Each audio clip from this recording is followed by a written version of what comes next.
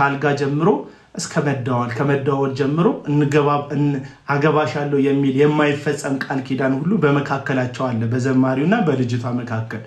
ለካ ስክሪን ሴቨር ላይ ያለችው ልጅ ባለትዳሩ አገልጋይ ባለትዳሩ ሰባኪም አብሯት የሚተኛ ልጅ ናት። እስቲ ከዚች ልጅ ጋር ያለን ግንኙነት እንድታቋርጥ። አንተ ባለትዳር አይደለ እንዴ? ፍቅረኛ ናት፣ የማገባት ሚስቴ ናት፣ ምን አገባ ተባብለው ለምሳ ለወዳጅነት ለምክክር የተገናኙ ዘማሪና ሰባኪ እርስ በርስ ተጣልተው አሁን ላይገናኙ መድረኩ ላይ ላይጋብዘው አገልግሎት ላይ ላይጋብዘው ቃል ለራሱ ገብቶ በልጅቷ ምክንያት ልጅቷ ሆዬ የሰባኪው ቸርች አባል ናት። ይህች ሴት ደወለችልኝና አቤላ ብዙ ሰዎች አንተ ጋር እንዳልደውል ነግረውኛል፣ እንደዚህ ብለውኛል። እኔ አብሬክ ተምሬያለሁ፣ እገሌት እባላለሁ እና አንድ ጉዳይ ላማክር ነበር። ዘማሪ እገሌ የሚባል ዘማሪ አንድ አጋጣሚ ላይ አገኘሁትና እንደዚህ ተሳሳትኩኝ፣ አብሬው ተኛው። የዛን ጊዜ ልጅ በማህፀኔ ተፈጠረ እና ልጄን ወለድኳት። ከዛ እንቶኔ የሚባሉ ሁለት አገልጋዮች ስማቸውን መጥራት ይችላል እና ደግሞ አንዱ አገልጋይ ተብዬ አሁን ሰሞኑን የኛዎቹ ሰዎች የተቀላቀሉት አንድ ነውረኛ የከተማችን አገልጋይ እንዲሁ ብዙ ጊዜ የምታውቁት ታሪክ ነው። የዚህን ሰውዬ እንኳን ስሙንም ታውቁታላችሁ። እንዲሁ ቢሮ ውስጥ አስገብቶ ከአንዷ ጋር ነውርን ይፈጽምና ታረግዛለች። አረገዘችዋም ሴት የተገናኛትም ሴት የባለስልጣን ሚስት ስለነበረች ባልየው ከማንና እንዴት ብሎ ሲያንቃት ከሱ እንደሆነ ትጠቁማለች። አገር ለቆ ፈረጠጠ ማለት ነው።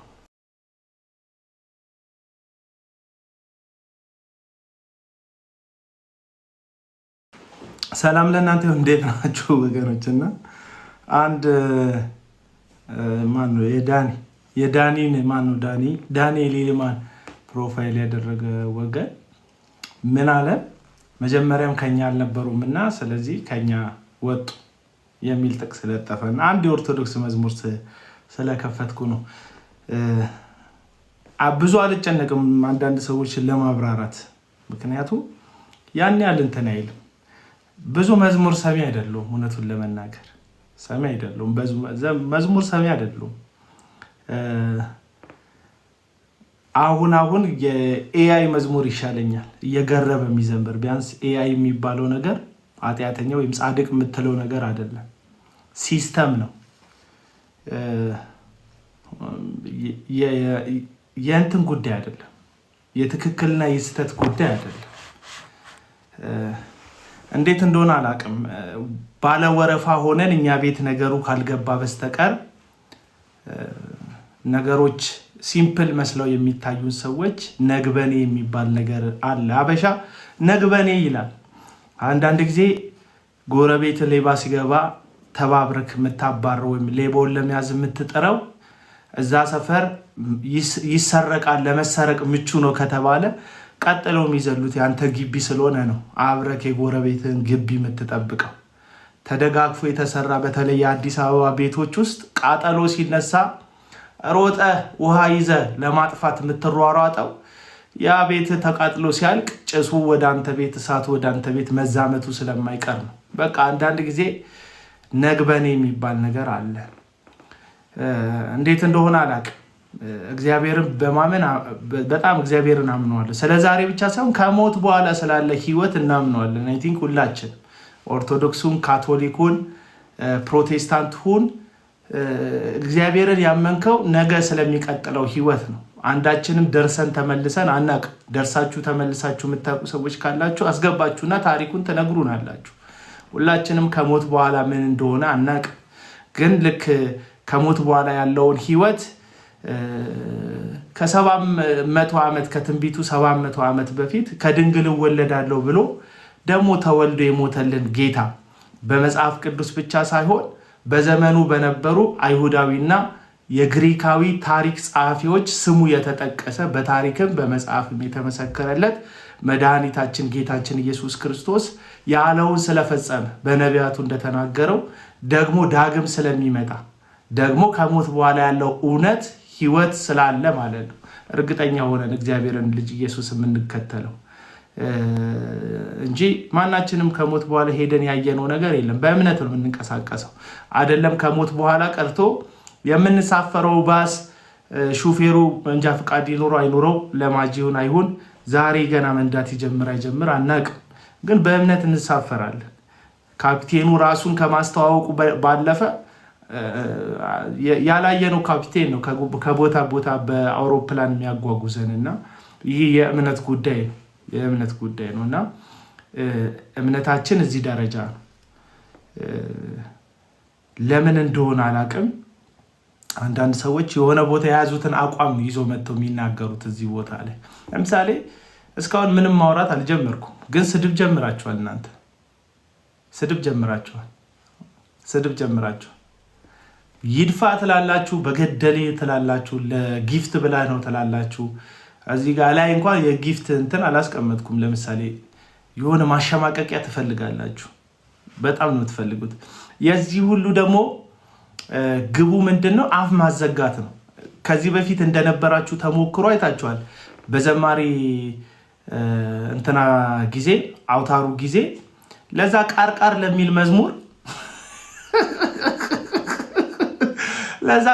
ለሚል መዝሙር ደግማችሁ አሁን ለማትሰሙት ቤታችሁ እጅግ በጣም ለዘማሪው ክብር የሚያሳስባችሁ መስላችሁ ፊልም ሰራችሁ። አለፈ፣ ተረሳ። አውታሩም አለ፣ እኔም አለው፣ መዝሙሩም አለ፣ እናንተም አላችሁ፣ ግን መዝሙሩን አሰሙት። አለቀ በቃ። ውሸታሞች ናቸው አብዛኞቻችሁ፣ በተለይ ውሸታሞች ናቸው። የእውነት ለህሊናችሁ የምትኖሩ ሰዎች አራት እሳደባለሁ ስድብ ከሆነ መዝሙሩ ደስ ይላል ማለት ለአንድ ሰው አሪፍ ከሆነ ለምሳሌ ዛሬ ምሳ የበላሁበት ቤት ሄጄ ምግቡ እንዴት ነበር አለችኝ እና ብዙ ነገራቸውን የካፌውን ብዙ ነገራቸውን ሞክሬ ስለማቅ እዚህ ካፌ በጣም አሪፍ ነገር የታሸገ ውሃ ብቻ ነው፣ ለምን የታሸገውን ውሃም ከሌላ ቦታ ስለምታመጡት አልኳቸው። ጥብሳቸውን ሞከርኩ፣ ጥብስ ፍርፍራቸውን ሞከርኩ፣ ክትፏቸውን ሞከርኩ። ሁሉም ነገር በቃ ይደብራል። ስትጠይቀኝ መልስ አዘጋጅተህልኝ ከጠየቀኝ ተሳስተሃል። አሁን ስመልስልህ የተገረምከው ወይም የተናደድከው መልስ አዘጋጅተህ ስለጠየቀኝ ነው። በቃ እንዴት ነው ምግቡ ስትለኝ አይ ጨው በዝቶበታል ልልህ እችላለሁ፣ ይጣፍጣል ልልህ እችላለሁ። በተቃራኒው ደግሞ አይጣፍጥም በጣም የሚደብር ምግብ ነው ማን ነው ሼፉ ልልህ እችላለሁ። እንዴት ነው ስትለኝ የምንም መልስ ኤክስፔክት ማድረግ የለብህም ከኔ። አለቀ በቃ። እና ስራ ፈታል ይለኛል። እኔ ቻርጅ አድርጌ ስራ እንደሆነ የምታውቀው እኮ ቻርጅ አድርጌ ስልኬን ካሜራዬን ወልውዬ እዚህ ጋር እንትና አዘጋጅቻለሁ። ሪንግ ላይት አለ እዚህ ጋር ይኸውልህ፣ ሲጠፋ ካላመንክ ሳጠፋው ላሳይክ። ሪንግ ላይት አለ፣ ይኸው ሪንግ ላይት አዘጋጅቻለሁ። እዚህ ጋር የሰቀልኩት ነገር አለ። በቃ በዝግጅት ነው እኔ የገባሁት። እዚህ ጋር ሌላ ሞባይል አስቀምጫለሁ፣ መዝሙር ልከፍት። እዚህ ጋር ጂፓዝ አስቀምጫለሁ፣ ስፈልግ መዝሙር ልከፍት በዝግጅት። አንተ ለስራ ፈት ድንገት ወደ ላይ ስትል ገባክ፣ በቃ ተጠደሃል። መልስ የምመልስላችሁ አንዳንድ ሰዎች ስራ ፈት ምናምን ወንበር፣ አንዱ ደግሞ የወንበር ጡረተኛ ምናምን አለኝ። አንዱ ደግሞ ወንበር ጡረታ ቢኖር ጥሩ ነው። ይሄ ክራውን የሚባል አካውንት ልሸቅል ነው ይለኛል። ልሸቅላ ታዲያ ምን ላድርግ? ስጡኝ አላልኩም እስካሁን? ስጡኝ አልኳችሁ እንዴ? ጊፍት ስጡኝ አልኳችሁ? ጠየቅኳችሁ? በውስጥ በኩል አናግሩኝ አልኳችሁ? አላናገርኳችሁም እኮ ምንም የጠየቅኳችሁ ነገር የለም። እዚህ ጋር እንትን ሄጄ ስልጠና ልሰጥ ነው አምጡ ገንዘብ አልኳችሁ? አላልኳችሁ? ዝም ብላችሁ በራሳችሁ ምናብ ነው የምትቃጠሉት ያላችሁት። ስለዚህ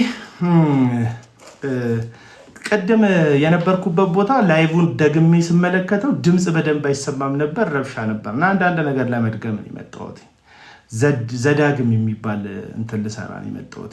በዚህ ዘዳግም ውስጥ የምደግማቸው አንዳንድ ሀሳቦች እንዲሰመርላቸው ነው ፈልገው። አንዳንዶች ቪዲዮ መስራት የምትፈልጉ ሰዎች አይዲያ ከኔ ውሰዱ። ስታቀናብሩልኝ የምናገርበትን ሀሳብ ተንተርሳችሁ ሌላው የፈለግኩትን ለምሳሌ ላስገባቸው የፈለግኳቸውን ሰዎችን አስገብታችሁ በቪዲዮ ወይም በፎቶ ድምፄን አስገቡት። ዝም ብሎ በሌጣ በኔ ፊት ከምታስገቡት እያዩዋችሁ ነው። በጣም ብዙ ቪዲዮ እየለቀቃችሁ ነው፣ ሪካርድ እያደረጋችሁና እግዚአብሔር ይስጣችሁ። መልእክቴን ሸርፋችሁም ሆነ ሸራርፋችሁ ለራሳችሁ አጀንዳ እንዲውል አድርጋችሁ ስላደረሳችሁልኝ እግዚአብሔር ይስጣችሁ። አመሰግናለሁ። ይመቻችሁ። እኔ በማስተላልፋቸው መልእክቶች አላፍርባቸው። ምክንያቱም ከኋላ ምንም ነገር ለማግኘት አስቤ አላቅም። በቃ የምናገረው እዚህ ውስጥ የሞላውን እውነቴን ብቻ ነው እንጂ ሌላ ነገር አይደለም። ወደ ሐሳቤ ልግባ። ዳንኪራው ትናንትና ተካሄደ። እሑድ ዕለት ዳንኪራውና ጭፈራው መጀመሪያም እንዳልኳችሁ የመዝሙር ድግስ ሳይሆን የመዝሙር የእርኩሰት የዝሙት ድግስ ነው ብያችሁ ነበረ። አንደኛ የተዘጋጀው ጊዮን ሆቴል ነው። ጊዮን ሆቴል ሰዎች ለመዝናናት የሚመቻቸው ሰዎች ናቸው የሚገቡት። እንደውም በጣም ብዙ ነገር ሰማ። ጊዮን ሆቴል አልጋ ክፍሉ ከወትሮ ባለ በበለጠ ተይዞ ነበር አሉ። እዛው ዝላዩን በተካፈሉ ሰዎች ወንድና ሴት ሰዎች ማለት ነው። ቦታው ተይዞ ነበር አሉ። ስፔሲፊክሊ ቦታ አመራረጣችሁ፣ ሰዓት አመራረጣችሁ ግልሙትናን እንደምትወዱ የሚያሳይ ነው። አብዛኞቻችሁን እዛ የምትሄዱ ሰዎች ማለት ነው። ለምንድን ነው ግልሙትናን የምትወዱት? በተለይ ደግሞ ከፊት ለፊት የነበሩ ሰባኪዎች፣ ዘማሪዎች፣ ማስታወቂያ ሲሰሩ የነበሩ አልበም ያላቸው ግን ህይወት የሌላቸው፣ ማይክ በእጃቸው የያዙ ህይወት ግን ከእጃቸው የወጣች በጣም አመፀኛ ሴቶች፣ የሴት ድሮኖች ቅድም ለመናገር ሞክሬያለሁ። መድረክ ላይ ሲወጡ መድረክ እንደምታውቁት የፕሮቴስታንት መድረክ ከፍ ይላል እና ሁላችሁም እጆቻችሁን አንሱ ምናምን ይላሉ። እንደነዚህ አይነቶቹ ጣት የሚወዱት ዘማሪዎች ናቸው። የሴት ጣት የሚወዱት እጅ አንሱ ምናምን ይላሉ። እዛ እጃችሁን አንሱ፣ ሁላችሁም አይናችሁን ጨፍኑ፣ በመንፈሱ ምናምን ይሉና ሴት የሚመርጡ መድረክ ላይ ሆኑ ከዘመሩ በኋላ እርኩሰት የሚያደርጉ የሴት ስልክ ዞሮ የሚቀበሉ መድረክ ላይ ሆነው የሚጣቀሱ ውሸት ካወራው እግዚአብሔር ይፍረድ በእኔ ላይ። ይኸው በቃሌ ነው የምላችሁ። እኔ ውሸት ካወራው እግዚአብሔር ይፍረድ። እንደዚህ የሚያደርጉ ዘማሪዎች የሉም አሉ።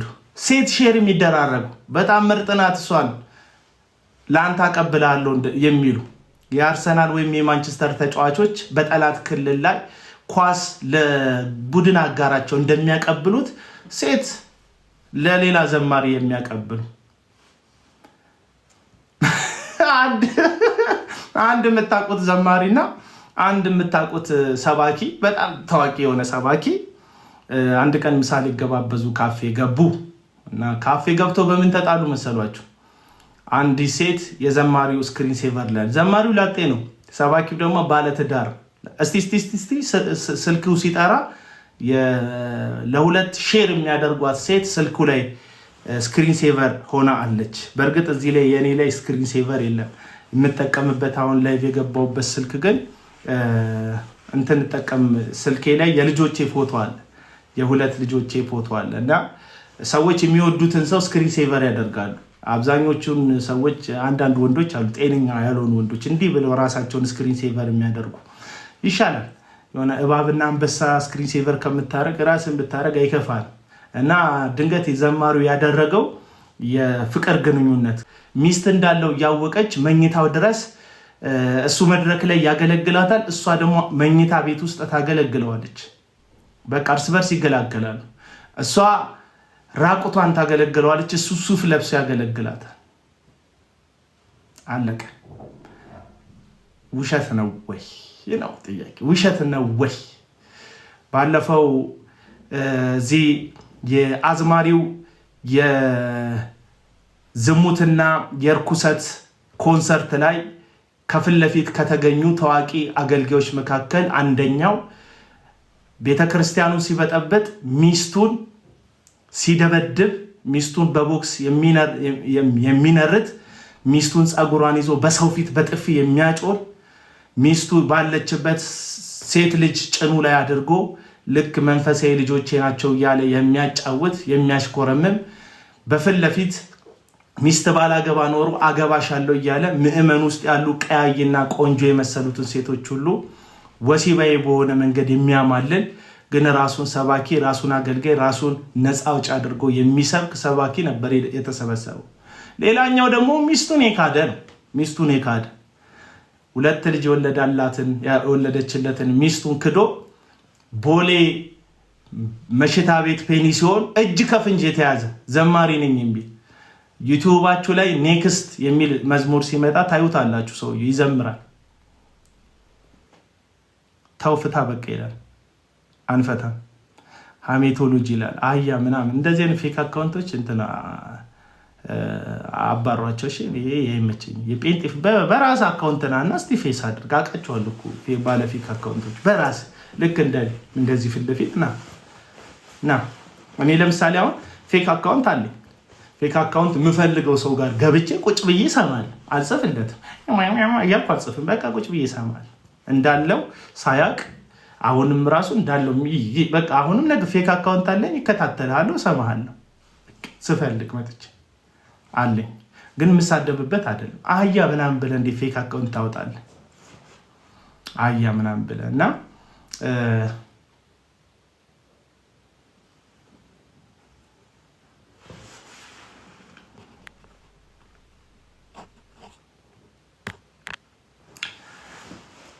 እና ሚስቱን የሚደበድብ ሴት ጭኑ ላይ እያደረገ የሚያወራ ሰባኪዎቻችሁን ጉድማ መስማት አለባችሁ። ሰባኪ ሚስትም ያለች በተለይ እነዚህ የግል ቸርች ያላቸው ተቆጣጣሪ የሌላቸው ቢሮአቸው ውስጥ ከማገልገላቸው ከ1 እና ከ2 ሰዓት በፊት ሴክስ የሚያደርጉ እግዚአብሔር ሲሉ የማይሰቀጥጣቸው ነውረኛ ሰዎቻችሁን ሰብስባችሁ በዚህን የክል ደረጃ የተገማማ ማንነትን የተገማማ አገልግሎትን ልክ እንደ ጽድቅ አገልግሎት አድርጋችሁ ትቆጥራላችሁ። ለኢትዮጵያ የተሰጡ በረከቶች ብላችሁ ደግሞ ሐሰተኛ ነቢያትን አሸጋሽጋችሁ እከሌ ነው የምትሉ ሰዎች ሊሆን ይችላል፣ እሱ ሊሆን ይችላል፣ ላይሆንም ይችላል። እና የእርኩሰት ድግስ ተካሂዶ ነበር ትናንትና። የሚገርማችሁን ነገር ልንገራችሁ። ይህንን ኮንሰርት የምትሉትን የግልሙትና ኮንሰርታችሁን ከ4 ቀን በላይ አታስታውሱት። ልጅቷን ያደረጋትን ነገር ግን አትረሱት። አመጹን ግን አትረሱትም። ወልዶ መካዱን አትረሱትም። ያ አመፀኛ አገልጋይ ወልዶ እንደካደ እንወዳለን እከልዬ በቲ እንወዳለን የሚለውን እየጻፍሽ ልጅ ወልዶ ካደ የሚለው ውስጥሽ ልጅ ወልዶ እንደካደ ይጮሃል። በቃ ህሊና ምን ልታደርጊ ትችላለሽ? አንዳንዶች አውቃለሁ በ42 እና በ43 ቁጥር ጫማችሁ ህሊናችሁን ከሶላችሁ በታች አድርጋችሁ የምትረግጡ ሰዎች አላችሁ። እየረገጥከውም ቢሆን ህሊና መጮህ አይቀርም። እና ይሄ ርኩሰት ነው፣ አመጽ ነው ወዳጆች፣ አመጽ ነው። መጽሐፍ ቅዱስ ሲናገር ያለ ቅድስና እግዚአብሔርን ደስ ልናሰኝ አንችልም ይላል። እኔ ነኝ ያልኩት አይደለም። የእግዚአብሔር ቃል ያለ ቅድስና እግዚአብሔርን ደስ ልናሰኝ አንችልም ይላል። ያለ ቅድስና እግዚአብሔርን ደስ ልናሰኝ አንችልም ይላል። እኔ አይደለሁም ያልኩት። አንድ ቃል ላንብብላችሁ።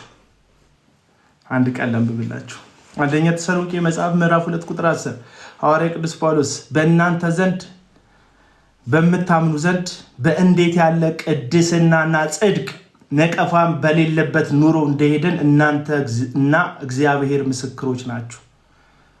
ጳውሎስ ከዛስ በእናንተና በምታምኑት ዘንድ በእንዴት ያለ ቅድስናና ጽድቅ ነቀፋም በሌለበት ኑሮ እንደሄድን እናንተ እና እግዚአብሔር ምስክሮች ናችሁ። ወደ መንግስቱ ወደ ክብሩም ለጠራችሁ ለእግዚአብሔር እንደሚገባ ትመላለሱ ዘንድ እየመከርንና እያጽናናን እየመሰከርንላችሁ አባት ለልጆቹ እንደሚሆን ለእያንዳንዳችሁ እንደሆንን ታውቃላችሁና። አለቀ። አገልግሎት ጥቅስ አውጥቶ መሸምደድ አገልግሎት የሆነ ቃል ማብራራት አይደለም። አለቀ። እንዴት ባለ ቅድስናና ጽድቅ በእናንተ መካከል እንደተመላለስን ታውቃላችሁ። በቅድስናና በጽድቅ የማይመላለስ አገልጋይና አገልግሎትን ይዛችሁ እንዴት ለነዚህ የዝሙት አገልጋዮቻችሁ ጥብቅና ለመቆም እንደደፈራችሁ ሳስብ በጓዳችሁ ተመሳሳይ ህይወት እንዳላችሁ መረዳት ችያለሁ። አብዛኞቻችሁ በጓዳችሁ ተመሳሳይ ህይወት ነው ያላችሁ። ትዳር ያላችሁ በትዳሮቻችሁ ላይ የምታምፁ ሴቶችና ወንዶች፣ ለዛ ነው የምትንፈራገጠው እንጂ ምንም አይደለም። ለምሳሌ የዚህ ሰው እርኩሰት የበተነው ቤት አለ። ያፈረሰው ቤት አለ፣ እርኩሰቱ ማለት ነው። ሲጀመር አንድን ሴት ያለ ዝሙት ምክንያት ነይ ጠይቂ፣ ግቢና ጠይቂ።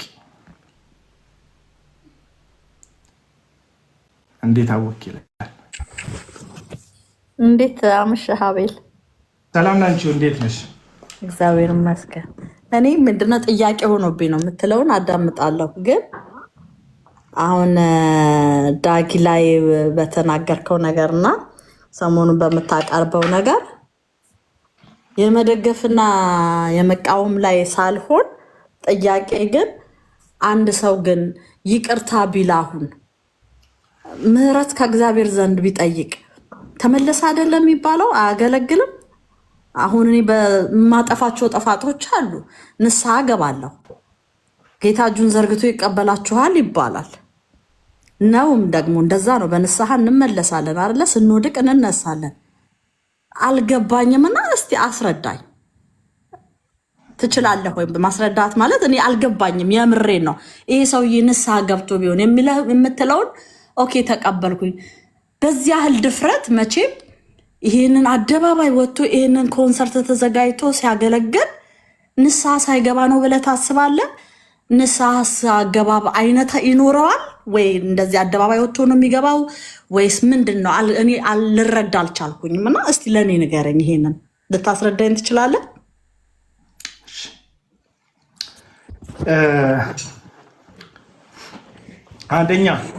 አንደኛ ንስሐ ስለመግባቱ እርግጠኞች ናችሁ ወይ ነው ጥያቄው፣ እናንተም መመለስ ያለባችሁ። ሁለተኛ እኔ አንድ ጊዜ ስለመውደቅና አንድ ጊዜ ስለመሳሳት አይደለም እያወራ ያለሁት፣ ስለ ጸና ነውርና አመፅ ነው እያወራ ያለሁት። ፕሪንሲፕል ስለሆነ ላይፍ ስታይል ስለሆነ ኃጢአት ነው እያወራ ያለሁት። ስለዚህ መጽሐፍ ቅዱስ አንድ ሰው በአገልግሎቱ ሊስት ይችላል፣ በዝሙት ሊወድቅ ይችላል፣ ሊፈተን ይችላል። ስለዚህ ቤተክርስቲያን ይህንን ግልሙትናውን ወይም ዝሙቱን አውቃ ቤተክርስቲያን ምን ትላለች? ለዚህ ያህል ጊዜ ከአገልግሎት ሁሉ ርቀ ቁጭ በል፣ የበደልካትን ሚስትህን ይቅርታ ጠይቅ ትላለች ቤተክርስቲያን። ይህ ሰው ግን ቀጥታ ያደረገው የቤተክርስቲያን ሽማግሌዎችን ፍርድ ቤት ፊት መክሰስ ነው። የንስሐ ፍሬ ይመስልሻል? እንትንሽን ክፈች፣ ካሜራሽን ክፈች። ቤተክርስቲያን አግዳው በቤተክርስቲያን ውስጥ ያለ ሰው ቤተክርስቲያን አግዳው ለዚህ ጊዜ አገልግሎት አቁመሃል ብላው ማገልገል እንደማይችል አውቃለሁ። ስታግደው ሽማግሌዎቹን ፍርድ ቤት በስም ማጥፋት ወንጀል ከከሰሳቸው ይህ ሰው ንስሐ ገብቷል? አይ አልገባም። የንስሐ ዘር አይደለም። ስለዚህ ዳግማዊ ጥላሁን እንደዛ ነው ያደረገው፣ ንስሐ አይደለም የገባ። እሺ እኔ ግን ይሄንን ተቀብያለሁ። የኔ ግን ደግሞ ጥያቄ ልንገርህ። አሁን ይሄ ሰው ልጨርስ ክፈችው እና ቁጭ በይና ሰሚ። ሁለተኛ በቪዲዮ ትግባ የምትሉ ሰዎች ድንገት ስለገባች ነው፣ ችግር የለም። ለእሷ ፈቅጄ ነው በቪዲዮ ብገባ እኔ ችግር የለብኝም። እኔ ጀስት ጥያቄ ነው ልረዳ ነው የገባሁት። እኔ ላሞግስም ላጣጥልም አይደለም፣ ያልገባኝን ነው ጠይቄ ነው። በቃ በቪዲዮ ከገባች ግቢ። መነጽር እስካመጣ ድረስ ኢቴክስ ታይም እንደዚህ ማዳመጥ እችላለሁ፣ መግባት እችላለሁ ስላልሽ ነው። እሺ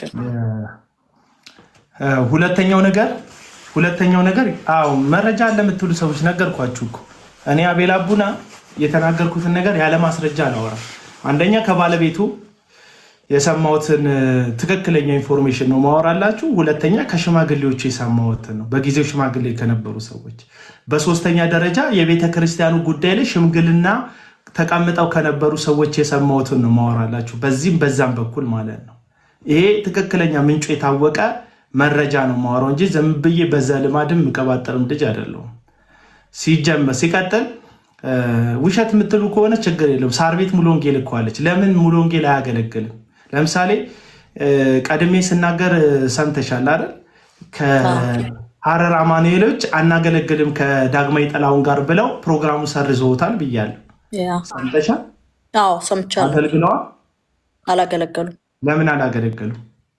ቤተክርስቲያን ስላገደችው፣ ያው መተባበር ስለሌለባቸው። ስለዚህ እስቲል እስካሁን ድረስ ጤናማ አብያተ ክርስቲያናት በዚህ ሰውዬ አገልግሎት አያምኑም ማለት ነው። እናንተ ዝም ብላችሁ እዚህ የእስራኤል ዳንሳ፣ የእዩ ጩፋ ቬሎ ጎታቾች፣ ቄጠማ ቀንጣሾች፣ እንትን ሻማ አብሬዎች፣ እጣን አጣኞች ናችሁ። እዛ ቦታ ላይ ሄዳችሁት አብዛኛውን የሄደ ሰው የህይወት እርኩሰት፣ በጽድቅ ያለመመላለስ ችግር፣ ተመሳሳይ የኃጢአት ሁኔታ ውስጥ ያለ የሐሰተኛ ካዳሚ፣ የኔ አድናቂዎች፣ የኔ ኦዲየንሶች ኑ ምናምን ተብሎ በስንት ልመና እሱንም እግዚአብሔር ይመስገን እኔ ሐመፁንና ነውሩን ስገልጥ ነውረኛ የሆኑ ሰዎች ከየቤታቸው በልህ ነው የወጡት እንጂ ትክክለኛ አብያተ ክርስቲያናት ከዚህ ሰው ጋር በህብረት አይቆሙም። ለምንድነው አጠቃላይ አሜሪካ ውስጥ ያሉ ስቴቶች ኮንፈረንስ ክሩሴድ እና የዝማሬ ድግስ ተዘጋጅቶ ነበር። እዛ ድግስ ላይ ያልተገኘ ዘማሪ የለም። ያልተገኘ ብቸኛ ዘማሪ ዳግማዊ ጥላሁን ይባላል። ለምንድን ነው ያልተገኘው? ትክክለኛ አብያተ ክርስቲያናት የሚያዘጋጁት ፕሮግራም ላይ ዳግማዊ አሊ ይላሉ። ዳግማዊ አሊ በሉት፣ ያው በሉት። አበጋዝ ተገኝቷል አይደል? እዚህ ፕሮግራም ላይ አበጋዝም ሙዚቃ ተጫዋች መሰለኝ። አይ ቲንክ ሰዎች ሲያነሱን የሰሙት እንትኑን ፕሮግራሙን አላየውም። ተገኝቶ እንደሆነ አልተገኘ አላቅም። ግን ያው እንደ ዘፈን ስለማየው ነው ዳግማዊ አሊ አፌ ላይ የመጣው። ስለዚህ ይሄ ሰው አብያተ ክርስቲያናት የማይጋብዙት ለምን ይመስልሻል? አንቺ ጥያቄ ልጠይቅሽ። እኔ አሁን አንተ ባልከው መሰረት ቤተክርስቲያን አገደችው ስላልክ እኔ አሁን ዲቴል አላውቅምና ያገለግል አይተሽዋል? በዚህ 10 ዓመት ውስጥ ንገሪኝ። ቆይ የት ሲያገለግል አይተሽዋል? አላየሁም። አንተ ባልከው መሰረት ግን ቤተክርስቲያን ካገደችው ልክ ነው። ቤተክርስቲያን አግዳው ሌላ ቦታ ማገልገል አይችልም የቅጣቱን ዘመን እስኪጨርስ። ይሄንን የቅጣት ዘመን አይደለም። ይኸውልሽ ታሪኩ ከተፈጠረ እኮ 10 ዓመት አለፈው። የቅጣት ዘመን አይደለም። ኦልሬዲ ይሄ ሰው ከቤተክርስቲያን አምጾ ቤተክርስቲያን ሽማግሌዎችን ከሶ ከቤተክርስቲያን ቁጥጥር ስር ውጭ ወጥቶ ቤተክርስቲያን የኔ አካል አይደለም ብላ ተለይተዋለች። እውነተኛ አብያተ ክርስቲያናትና እውነተኛ መጋቢዎች ይህን ሰው አገልግሎት አይጋብዙትም። አለቀ። ለምን? በእርኩሰቱ ውስጥ የሚመላለስ እርኩሰቱ አሁናዊ ነው። እርኩሰቱ የትናንት አይደለም፣ አሁናዊ ጭምር እርኩሰቱ፣ አመፁ፣ ነውሩ ማለት ነው። ስለዚህ ከእንደዚህ አይነት ነውረኛ በተለይ በዝሙትና በእርኩሰት ከሚርመጠመጥ አገልጋይ ጋር አብሮ የመቆም ፍላጎት የላቸውም ትክክለኞቹ ጤናሞቹ አገልጋዮች። እዚህ ጋር ነቅሎ ሯጮች አሉ፣ ገባሽ? ሴሰኞች አሉ፣ ከሚስታቸው ጋር ተደብቀው ምናምን የሚወሰልቱና የሚዘሙቱ በእርኩሰት የተጠመዱ ሰዎች አሉ። እነሱ ናቸው ፊት ለፊት ስፔሻሊ አገልጋዮቹ፣ ሰባኪዎቹም ዘማሪዎቹ ፊት ለፊት የነበሩት ወንበር ይዘው ሲያሞቁ የነበሩት አብዛኞቹ ምን አይነት ሰዎች ናቸው ብትሉኝ በትክክል የምነግራችሁ ዝሙት አዳሪዎች፣ ሚስቶቻቸውን ያሰቃዩ፣ በነውር የተነደፉ የግልሙትና ህይወት ምልልስ ያላቸው ሰዎች ናቸው የተመለሱት። አለቀ። የሚናደዱትም ተመሳሳይ የግልሙትና ታሪክ ያላቸው ደቀ መዛሙርቶቻቸው ናቸው። ቅድስና ስለማይወዱ፣ ጽድቅን ስለማይወዱ፣ እግዚአብሔርን ስለማይፈሩ። አለቀ። ስለዚህ ይሄ ሰው ንስሐ ገባ ምናምን። ንስሐ የሚገባ ሰው ዛሬ አድርጎ ነገ ለማድረግ እቅድ የሚያቅድ ሶሻል ሚዲያ አካውንቱ ላይ ከሚስቱ ተደብቆ የሰዎችን ስልክና ፎቶ የሚቀበል ሰው እንዴት አድርጎ ነው ንስሐ ገባ የምትይኝ እህት አለ? ንስሐ ገባ እኮ አይደለም ያልኩ፣ ቢገባ እያልኩ ነው። እኔ ገባና አልገባውን አላውቅም። እሺ ይሄንን ነገርከኝ፣ ይሄንን አምናለሁ፣ ልክ ነው። ቤተክርስቲያን አግዳው ማገልገል አይችልም የሚለውን ተቀበልኩ። አሁን ከዚህ በፊት አንድ ሰው ይሄ ሰው ሚስቱን ትቶ ያለ ዝሙት ሚስቱን ትቶ ሌላ ሰው አገባና ወለደ ተባለ። እንዴት ብሎ ይችኛዋን ትቶ ነው ይቅርታ የሚለው? አም ኮንፊውዝድ። ይችኛዋን ደግሞ ያስወለደውን ትቶ ነው ሄዶ የድሮ ሚስቱ የለበትም ነው የምልሽ እኮ እንደ እግዚአብሔር ቃል በቃ አይነሳም ይሄ ሰው። ኖ ይነሳ፣ ራሱን ችሎ እግዚአብሔር ነው ፍርዱን የሚሰጠው። ግን ቤተክርስቲያን ምን ብላ ነው? እሺ ልታረግ አሁን ቤተክርስቲያን ውስጥ ይሄ ሰው በቃ ያ ቤተክርስቲያን ያደረገችው ያን ማገልገል አይችልም። ቤተክርስቲያን ውስጥ እንደ ኤአይ ከፈለገ ስቱዲዮ ውስጥ ይዘምር። ያው እሱን ቢጤ ዘማ ድምፁና ግጥሙ የሚመቻቸው ዜማው የሚመቻቸው ሰዎች መዘመር ይችላሉ፣ መብታቸው። ታዲያ አቤል ሰው እኮ አሁን እሺ ይሄ ሰውዬ በቃ ተሳሳተ፣ አውቆም ይሁን ተሳስቶም እንደው ይሁን በሰይጣንም እናመካኝ ይሁን በሁሉም ተሳሳተ፣ ወደቀ። አሁን ልመለስ አለ። በቃ የማያገለግል ሰው የማይጠቅም ሰው ብሎሻል። ኖ አሁን እኮ ይልቅ አለመመለሱ እኮ ወደ ቀድሞ ሚስቱ ሄዶ አለመግባቱ ነው እኔ ያልገባኝ ነገር። አንደኛ የሰበራት ሴት አለች፣ ወደ ውስጧ ያነባች ሴት አለች፣ ያለቀሰች ሴት አለች፣ በነውሩ ያቆሰላት ሴት አለች። እሷን ኦፊሻሊ ይቅርታ መጠየቅ አለበት። ሲቀጥል ቤተክርስቲያን ያለችውን የእገዳ ትእዛዝ እንትን ብሎ ቤተክርስቲያን ናት ውሳኔውን የምትወስን። አይ ቤተክርስቲያን ያገልግል በቃ ይሄ ሰው ማገልገል አለበት ካለች ቤተክርስቲያን ካለች መመለስ ይችላል። ግን በዚሁ ነውረኝነትና አመፀኝነት ባልተቋጨ ምህረት ባላገኘ ጉዳይ ላይ ይህ ሰው በአመፁ በቀጠለበት ሁኔታ ላይ አሁን የዚህ ሊስተቱ ኦፊሻል ንስሐ አልገባም ማለት ኦፊሻል ሴትዮዋንም ይቅርታ አልጠየቀም፣ ቤተክርስቲያንንም አላከበረም ነው አሁን ያለው ነገር። ኦፊሻሊ ምህረትም አልጠየቀም፣ ቤተክርስቲያንንም አላከበረም። አሁንም በዛው የግልሙትና ታሪክ ውስጥ ነው ያለው። ይሄንን ቤተክርስቲያን ታውቃለች። በግልሙትና ታሪክ ቤተክርስቲያን የት ቤተክርስቲያን አለው? ላስ ቬጋስ ውስጥ ሲመቸው የሚሄድበት የሆነ አጥቢያ አለ እንጂ ቤተክርስቲያን የለውም። ዳግማዊ ጥላሁን የለውም ቤተክርስቲያን እንጂ ንስሐ ቢገባ እንዳልከው ኦፊሻሊ ንስሐ ቢገባ ይሄ ሰውዬ ያችንም የቀድሞ ባለቤቱን ይቅርታ ቢጠይቅ ቤተክርስቲያን እንዳለችው ማለት ቤተክርስቲያን ያው ይሄን ያህል አታገለግልም ታገለግላለች የተባለው ይመለሳል። ባልታዛር ነው የምትሉ ሰዎች አረፉ። ባልታዛር ጌታን ቢያቅ ኖሮ እንደሱ አይነት በደል አይሰራም ነበር። ይህ ጌታን እያወቀ እኮ ነው። ከባልታዛር ይከፋል። እሺ ምናልሽ ይህ ሰው ምህረት ቢጠይቅ ሚስቱን ኦፊሻሊ ይቅርታ ቢጠይቅ ቤተክርስቲያንን እንዳለው እንትን ቢል ወደ ማገልገሉ አይመለስም። አይችልም። ማገልገል አይችልም። በቃ እንደ አንድ ምዕመን ግን ከኋላ ቁጭ ማለት መብቱ ነው። በቤተክርስቲያን ውስጥ ማገልገል ግን አይችልም። አንድ ሰው ምስባክ ላይ ለማገልገል በትዳር ህይወቱ ምሳሌ መሆን አለበት። እንደ አገልጋይ ጥላው ሄዳ ቢሆን ኖሮ እንዳለውም በዝሙት ወድቃ ቢሆን ኖሮ እሷ ቢሆን ያመለጠችው እሷ ቢሆን ነውር ውስጥ የገባችው ልክ ነሽ፣ ትክክል አይደለም። ንስሐም እሱ የሚያሳልፈውን ጊዜ አሳልፎ ወደ አገልግሎት ሄዳ። ለምን ተከርቷል? ለምን ዝሙት ተሰርቶበታል? ሌላ ሚስት ማግባት መብቱ ነው። አሁን ግን ያለ ዝሙት ብቻ አይደለም የፈታት፣ ያላደረገችውን ሴት ዝሙት አደረገችብኝ ብሎ ሁሉ ነው ስሟን ያጠፋው። ግን ይህንን የሁለቱ የባልና የሚስቱ ጉዳይ ይሁንና የባልና የሚስቱ ጉዳይ የሚባል ፐብሊክ ፊገር ስትሆኚ የግል ጉዳይ የሚባል ነገር የለሽም። እንደ አቤሎ አሁን እሷ ስትዘሙት ዘሙቻለሁ ብላ አደባባይ ልትወጣ እሱ ሲዘሙት ዘሙቻለሁ ብሎ ሊወጣ ነው። በእያንዳንዱ በራሳቸው ለምሳሌ ሁለት ነገር ልንገርሽ። አንደኛ ዳጊ ልጆቹ በዲኤንኤ የተረጋገጡ ልጆች ነው ያሉት። በዲኤንኤ የተረጋገጠ ልጁን ነው የካደው። የመጨረሻ ሶስተኛ ልጁን ማለት ነው የካደው። ከዛ ከመካድም አልፎ ደግሞ ያለ ትዳር ሌላ ሴት ጋር ሄዶ ልጅ ወልዷል። ያው እሷን ልቧን ሰብሮ ሲያበቃ ማለት ነው። እሷ ግን ሶስተኛውን ከሌላ ሰው ነው የወለድሽው የተባለችው ሴት ተከድታ ተዋሽቶባት ነው እንጂ ሲጀመር ሌላም ወንድ ጋር አልሄደችም። ሲጀመር ንጽህናዋን የሰጠችው እሷ ናት። ገባሽ? ሲያገባትም ነውር የሌለባት ሴት ነው ያገባ። ዝም ብሎ ብድግ አድርጎ አይደለም ያገባው። ጤነኛ ቤተሰብ፣ ጤነኛ አስተዳደግ ያደገች ጨዋ ሴት ናት ያገባው። እስቲል እስካሁን ድረስ የእግዚአብሔርን ቃል ስለምታከብር ይቺ ሴት በሌላ ትዳር አልተጣመረችም። እኔ ግን እሺ ይሄ ሁሉ የቤተሰብ አሁን ፋሚሊ እንትን ሆኖ ፋሚሊ ክራይሲስ ሆኖ እኔ ግን የማይገባኝ ይህ ሰው አንድ ሰው ወደቀ ሲባል መውደቅ በተለያየ መንገድ አይደለም።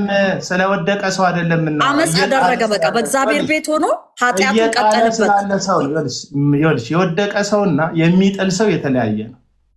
ይኸውልሽ አሁን ስለሚሳሳቱ ሰዎች አይደለም እያወራን ያለ ነው። የሚሳሳት ሰውማ ተሳስቶ ይስተካከላል። ያጠፋ ሰው ከጥፋቱ ይታረማል። የወደቀ ሰው ይነሳል። አሁን ስለሚጥሉ ሰዎች ነው እያወራ ያለሁት። እኔና አንቺ ያልተግባባ ነው። አሁን ራሱን ችሎ ስለሚወድቅ ስለደከመው ሰው አይደለም እያወራ ያለሁት።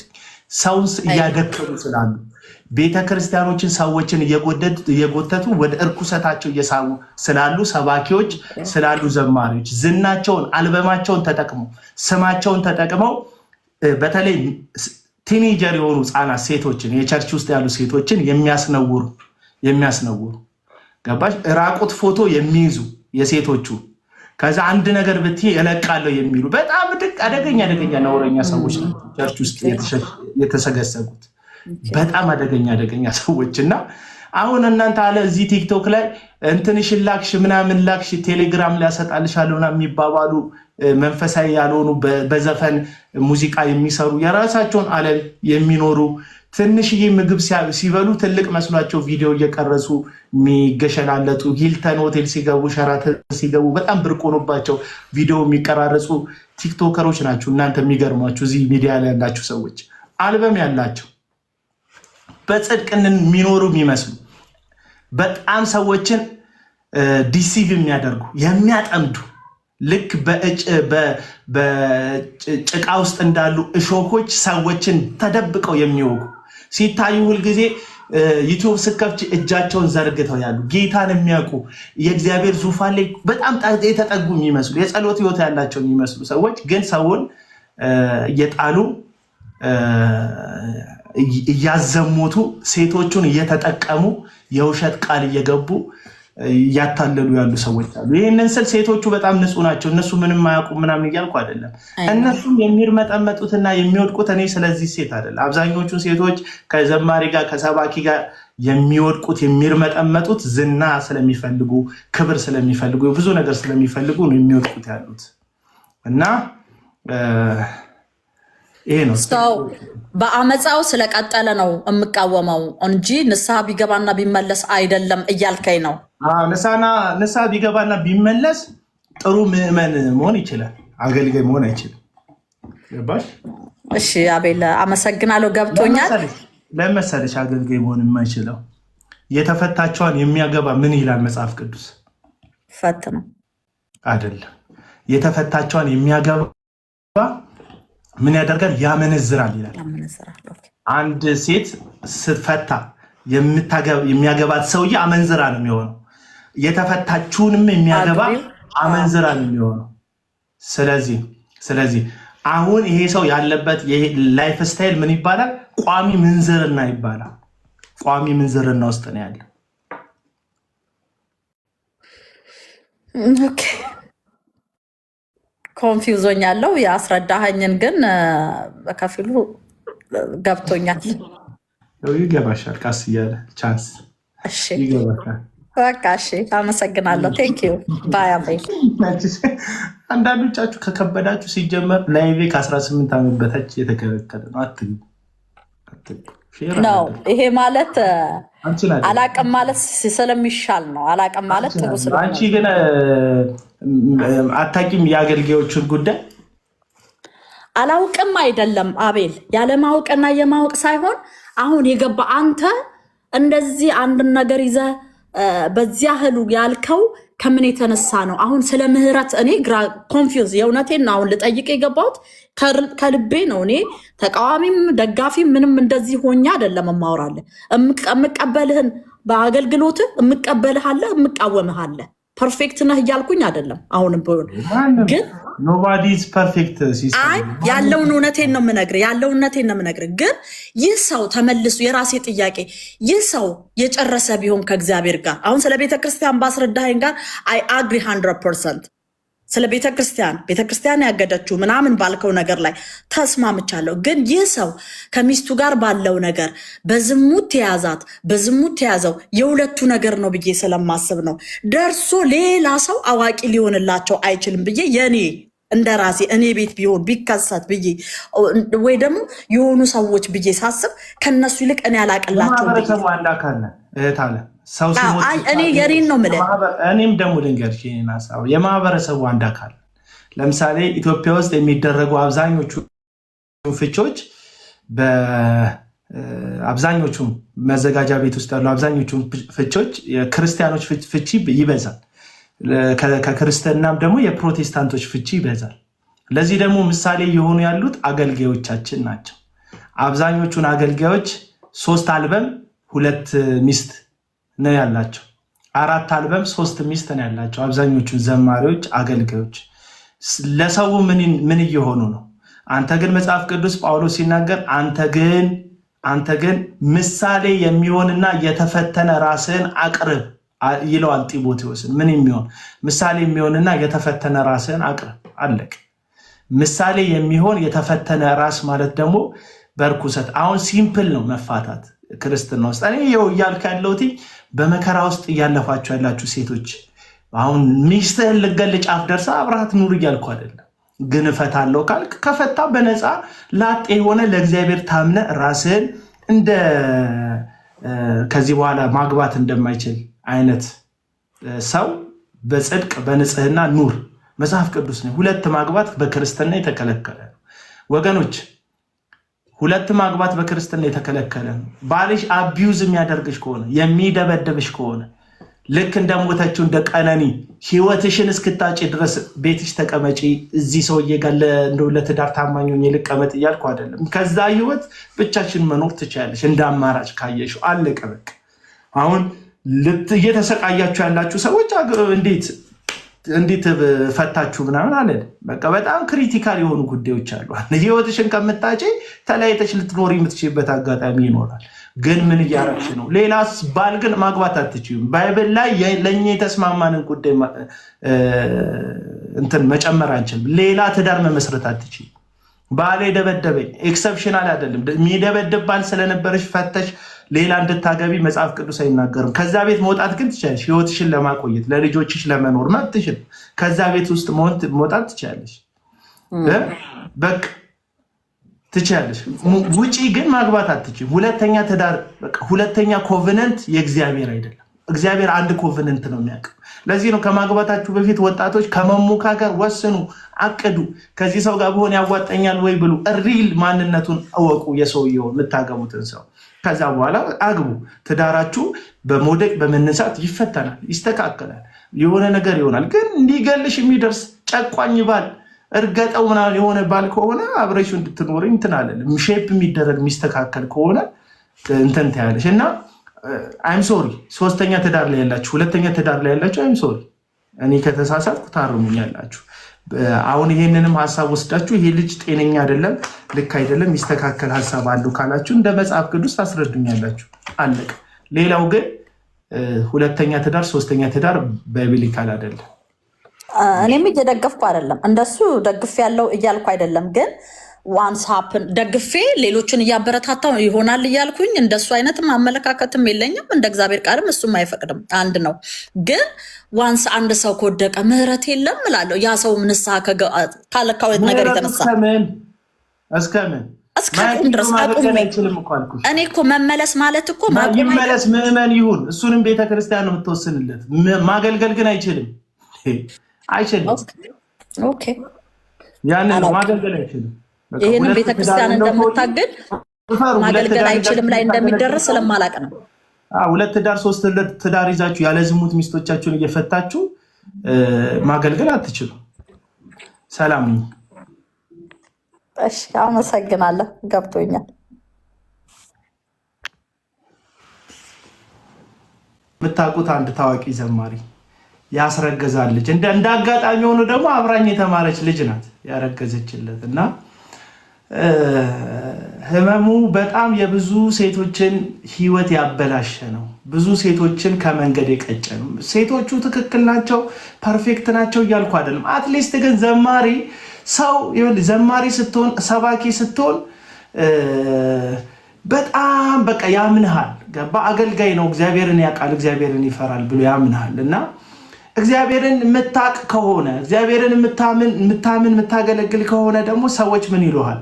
ማንነታቸውን ይሰጠዋል። ሴቶች ደግሞ በብዙ ስብራት በብዙ ማንገራገር ውስጥ ልባቸውን ከፍተው ይመጣሉ። የሚያባብል ቃል ያታልላቸዋል። በተለይ በእግዚአብሔር ቃል ያልተሞሉ የእግዚአብሔር ቃል ላይ ያልተተከሉ እህቶች በጣም የመሸወድ እንትናቸው ሰፊ ነው፣ እድላቸው። ስለዚህ በእግዚአብሔር ቃል ያልተሞሉ ሴቶችን ያታልላሉ። ይህንን ዓለም ያልቃሉ፣ ይህንን ዓለም ያልናቁ ሴቶችን ያጭበረብራሉ።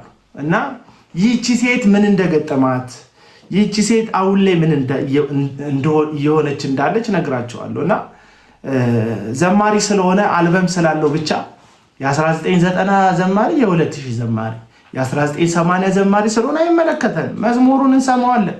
ካሴትን እንዲህ እያጠነጠንን እናጫውተዋለን። እንዲህ እያጠነጠንን ስንት ቁጥር ላይ ነበር ያ መዝሙር እያለ በሲዲ ከሆነ ኔክስት እያደረግን እንሰማዋለን። ምንም ችግር የለውም። ግን ህይወት ጋር ስንመጣ ዘማሪ ነኝ ብለህ የእህቶቻችንን ህይወት ስታበላሽ አፋችንን ዘግተን ዝም አንልም። የኛ ገበናችን ቅድስና ነው። ገበናችን እርኩሰት አይደለም። ሐዋርያው ቅዱስ ጳውሎስ ለቆሮንቶስ ሰዎች በጻፈላቸው መልእክት ላይ በአጭር ቃል በመካከላችሁ ዝሙት እንዳለ ይነገራል። በአጭር ቃል ዝሙት አላበዛም፣ ዝሙት እንዳለ ይነገራል። በቃ እና አባቴ እግዚአብሔር እድሉን የሰጠ የእግዚአብሔርን ህዝብ በቅድስና በጽድቅ እንድታገለግል እንጂ መኝታ ላይ እንድታገለግል አይደለም እድል የተሰጠ። መኝታ ላይ ካገለገልክ ደግሞ አስወልደህ እንደሆነ ታሳድጋለህ። ልጅ ማንም ዝም አይልም። ፍርድ ቤት ትቀርባለህ። ባንክ ውስጥ የገባው የወጣው ይታያል። ይቆረጥላታል። በቃ ይቆረጥላታል። ገባ? የአንድ ቀን ደስታ ለማግኘት ብለህ ለእሷ ልጅ አሸክማት ትጠፋ። ከእንደገና አስወርጅ የሚሉ በጣም ደፋር አገልጋዮች አሉ።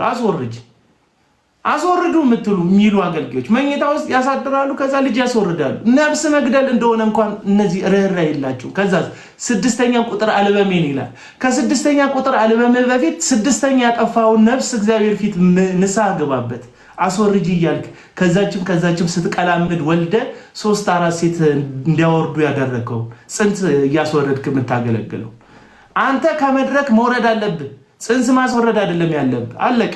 እንዴት ደፋር ብትሆኑ ነው? አሁን እዚህ ውስጥ ያላችሁ ሰዎች በተለይ ስፔሻሊ ሴቶቹ እንዴት አይነት ደፋር ሴት ብትሆኚ ነው? ሴት ሆነሽ እንደው ኮመንት ላይ ያያያቸው ነበር። ለዚህ እህቴ መቆርቆሬን አንዳንድ ሰዎች አግባት በቃ ኮመንት ላይ ማን ነው ጴንጤዎቹ እንዲህ በመስቀል አንዳንዱማ እንትን ኤፌሶን ምዕራፍ 2 ላይ ሁሉ ጠቀሰልኝ እኮ ያለ ስራ ኔዳና እንዲህ በጸጋ ኔዳናችሁ ስራ ምናምን። ኧረ እባክህ በጸጋ ነው ያለ ስራ ኔዳን ላለ መስራት ነው እንደ ሄዳን ነው። ታዲያ ጽድቅን እንድንሰራ መሰለኝ ሄዳን ነው። በጽድቅ እንድንኖር በቅድስና እንድንኖር መሰለኝ ሄዳን ነው። ከዓለም ከጨለማ ከርኩሰት ከዛ ክፋት በክርስቶስ ስጋ በኩል በክርስቶስ ሞት በኩል በትንሳኤው በኩል እግዚአብሔር በልጁ በኩል ሲስበን ወደ ራሱ የሳበን ወደ ቅድስና መንግስት ነው። ወደ መርመጥመጥ መንግስት የተጠራህ አይደለም። አለቀ። መዝሙራቸው ላይ እኮ የእግዚአብሔርን ምህረት ሲዘምሩ የሚገርሙ እኮ ናቸው። እግዚአብሔር ፍሬንዳቸው የሚመስላቸው አንተ የምታውቀው በስም ነው። እግዚአብሔርን በፊት ለፊት ክብሩን እያዩ የሚኖሩ መላእክት እንኳን ከፍጥረታቸው ጀምሮ እስከዛሬ በፊቱ እየተመላለሱ እግዚአብሔርን አያውቁትም። ታውቃለህ? እግዚአብሔርን ማንም ሊያውቀው አይችልም። እግዚአብሔር ማንም ሊለምደው አይችልም። ሚካኤል ያለመደውን እግዚአብሔር አንተ የምትለምደው ማን? ገብርኤል ያለመደውን እግዚአብሔር አንተ የምትለምደው ማን? ብራዘር ሲያድነን አባት ሲሆነን ወዳጅ ሲሆነን ከስትንፋሳችሁ ይልቅ ቅርብ ነኝ ሲል ፍቅር የማይለወጥ ነው ሲለን እግዚአብሔር የማይለወጠው ፍቅሩ እኮ እሳታዊ ማንነትም አንድ ላይ የያዘ ነው። ከእሳቱ ተነጥሎ ፍቅሩ የለም። ከምህረቱ ተነጥሎ ፍርዱ የለም። ከፍርዱ ተነጥሎ ምህረቱ የለም። ፈራጁ እግዚአብሔር ነው። መሐሪው እግዚአብሔር የተባለ ይምረኛል ብለህ ምህረቱን እንደምታምን ሁሉ በፍርዱም እርግጠኛ መሆን አለብህ። ምክንያቱም የሚመረው እግዚአብሔር ይፈርዳል። ያንን እየተሳሰብን ለማለት ነው። መዝሙሩን እንቀጥለው እንጨርስና ነግራችኋለሁ። ታሪኩ መስማት አለባችሁ። አንዳንድ ጊዜ ምን አይነት ነገር ውስጣችን ተሸክበን ምን አይነት ነገር ይዘን በቃ ስንጮህ ምናምን ስንል የእግዚአብሔር ቤት ቆሽሿል። ስብስባችን ውስጥ እርኩሰት አለ፣ እርማ አለ። ፐርፌክት ይሆናል የሰው ልጅ? ፐርፌክት አይሆንም የሰው ልጅ። በጣም ጸድቶ ይጸዳል የሰው ልጅ? ሽንፍላ በሉት። ቢታጠብ አይጸዳም ሰው። አቃሉ ድካም ይኖራል። አትሊስት ግን የድፍረት ኃጢአቶቻችንን መጣል መቻል አለብን። የልምምድ ኃጢአቶቻችንን ማስወገድ መቻል አለብን። እንደ ሰው እንስታለን፣ እንደክማለን፣ እንወድቃለን፣ እንነሳለን። ግን ቢያንስ አንደፍረው ማለት ቢያንስ አንለማመደው ማለት የቤታችን ሰው አይመስለንም። የሆነ ቤታችን 6 ሰው ካለ 7ኛው አካል አይመስለንም። እሱ ንጉስ ነው፣ የነገስታት ንጉስ ነው። በኪሩቤል ላይ የሚቀመጥ ነው። ማንም በማይደርስበት ብርሃን ውስጥ የሚኖር ነው። እሱ ታላቅ ነው፣ እግዚአብሔር ነው። በመካከል እንፈር ስንዘል ራሱ አንዳንድ ቸርች ውስጥ ስንዘል አፍራለሁ እኔ። እግዚአብሔር ያለበት ጉባኤ ነው። ሪሊ እግዚአብሔር ያለበት ጉባኤ ነው። አለባበስሽ ቸርች ፊት ለፊት እግርሽ ጉልበትሽ ጋር የሚደርስ ልብስ አድርገሽ ዝቅ ስታደርጊ ስንጥቅሽን እያሳይሽ አገልጋዩ የሚፈተንበትን ነገር አድርገሽ ስትገቢ ሜካፕ አጠቃቀምሽ ቤተ ክርስቲያን ውስጥ ምን ለብሽው አለባበስ የህግ አስተማሪ ልትለኝ ትችላለህ ግን አይደለም ነውር ነው የምንገባው የቅዱሳን ህብረት ውስጥ ከሆነ እንደ ቅዱሳን ተባብሎ ይጠራል ሰው አዎ በክርስቶስ ከተቀደስን በክርስቶስ ጸደቅን ተቀደስን ማለት ግን እንረክሳለን እንልከሰከሳለን ማለት አይደለም ማለት እና ወደ እግዚአብሔር ኃያል አምላክ ነው ታላቅ አምላክ ነው አቤል አቡዳ እግዚአብሔር እያለ ስለጠራው በጣም አያውቀውም እግዚአብሔር ሊታወቅ የሚችል ስላልሆነ ማለት ነው አሽቃባጮቹ የበዙት የሱ አየ ታዋቂ ስትሆን ዘማሪ ነኝ ምናምን ስትል ቀድሞ መዝሙሮች ከተደመጡ ታዋቂ ፋሚሊ ካለ ምናምን ሰው ለሽቃብጥልሃል ከልዬ እወዳለሁ ማንን ጥላው ላይ የለም ግለሰቡን ማንን ጥላው እዚህ ጋር የፍቅር ህግ ነው የሚሰራው ዘማሪው እንዳለች ማንንም ስለመጥላት ማውራት አይችልም አፍተሮል ማንንም ከጠላ ነፍሰ ገዳይ ነው የሆነ በግድ ይሄ ሰውዬ ይሄ ልጅ ሁሉንም ይጠላል ምናምን ማለት መብት ነው አለቀ ግን ማንንም መጥላት አይችልም ይሄ የፍቅር ህግ ነው ምን ሄድበት ይሄ የፍቅር ህግ ነውና ውሸት ምናምን የምትሉ ሰዎች በውሸት ከተማ እውነት እንግዳ ናት ልክ ነው እና ሁለት አገልጋዮች ለዚህ እየሄደ ለሚሴንስን ሰው በማህፀኗ ጽንስ እንደተፈጠረ ስትናገር አገልጋዮቹ ሁለቱ አገልጋዮች ታዋቂ ሰባኪዎች ናቸውና 300 ሺህ ብር አዋጡና 600 ሺህ ብር ሰጧት አፏን እንድትዘጋ ዝም እንድትል በቃ ዝም በይ ሊሏት በቃ ጸጥ በይ ሊሏት በቃ እየመጣሽ አታልቅሽብን ሊሏት በቃ እየመጣሽ አታንቢብን አሁን ሰለቸን ሊሏት ማለት ነው ሽምግልና መግባታቸው ነው እና ይቺ ሴት በጣም መልካም ሴት ስለሆነች ብሩን ይዛ ሄደች ሴት ልጅ ተገላገለችና የተገላገለች ሴት ልጅ ኦቲስቲክ ናት ልጅቷ ኦቲስቲክ ናት ልዩ እንክብካቤ የሚያስፈልጋት ልጅ ነው የወለደችው የያዘችውን ብር ይዛ ደፋ ቀና እያለች ኦቲስቲክ ልጅ ያላችሁ እናቶች ታውቁታላችሁ ልዩ እንክብካቤ ይፈልጋሉ ልዩ ትሪትመንት ይፈልጋሉ እንደ አይነታቸው እንደ ማንነታቸው እንድትረዷቸው ይፈልጋሉ አንዳንዱ በጣም ቁጠኛ ይሆናል አንዳንዱ በጣም ተናዳጅ ይሆናል ኦቲስቲክ የሆኑ ልጆች ባህሪታ አንዳንዶቹ በጣም በቃ የሰውነት ድካም ሊኖርባቸው ይችላልና በቃ ትሪትመንት ልዩ እንክብካቤ ይፈልጋሉ በቃ እነዚህ ህፃናት ኢንቨስት አደረገች ኖረች 4 ዓመት ሞላት ገንዘቡም አለቀ ብር አስፈልጋት ምንም እንኳን ተሳስታ ቢሆንም የወለደችው ስህተቷ ግን የብቻዋ አይደለም የጋራ ስህተት ነበር እና መደወል ጀመረች የሰጣችሁኝ ገንዘብ አለቀ አባትነቷን ታውቃል አባት አይደለሁም ማለት ካዳት ሸመጠጣት አባት አይደለሁም ብሎ ካዳት ይሄ የቅርብ ጊዜ ታሪክ ነው የምነግራችሁ 4 ዓመት ብቻዋን አሳድጋ ማለት ነው አባት አይደለሁም አይመለከተኝም እንዳትደውይልኝ ብሎ ሁሉ ስልክ መዝጋት ጀመረ እና ልጅቷ ፍርድ ቤት ይዛው ገባች ጉዳዩ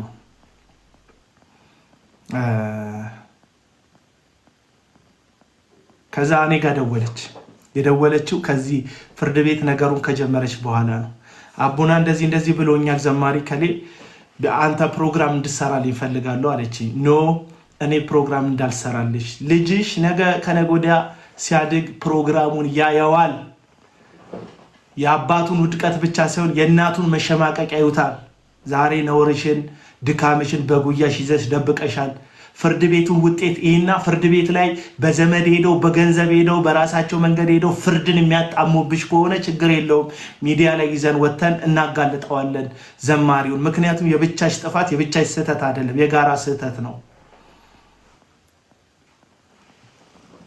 ቀልደኛው ፈርተነው ነው ያልከኝ ይመስላል ምፈራ ይመስላል አንድ ዘማሪ ምፈራ ይመስላል ከስንት ሰው ጋር እንደምጋፈጥ አታውቅም ምን እና የቺ ሴት ፍርድ ቤት ተከራከረች ተሟገተች የኔ አይደለም ብሎ ካደ ፍርድ ቤት የዲኤንኤ ምርመራ ተሰርቶ መጣ የሱ እንደሆነ 90% በላይ ከሱ ዲኤንኤ ጋር ማች የሚያደርግ ዲኤንኤ እንዳላት ልጅቷ ተረጋገጠ ከዛ በኋላ ሁለተኛ ዙር ገቢ የለኝም በወር የማገኘው 8000 7000 ብር ነው ብሎ መዋሸት ነው። ትልቅ ዘማሪ ነው። በየመድረኩ የሚያገለግል ዘማሪ ነው።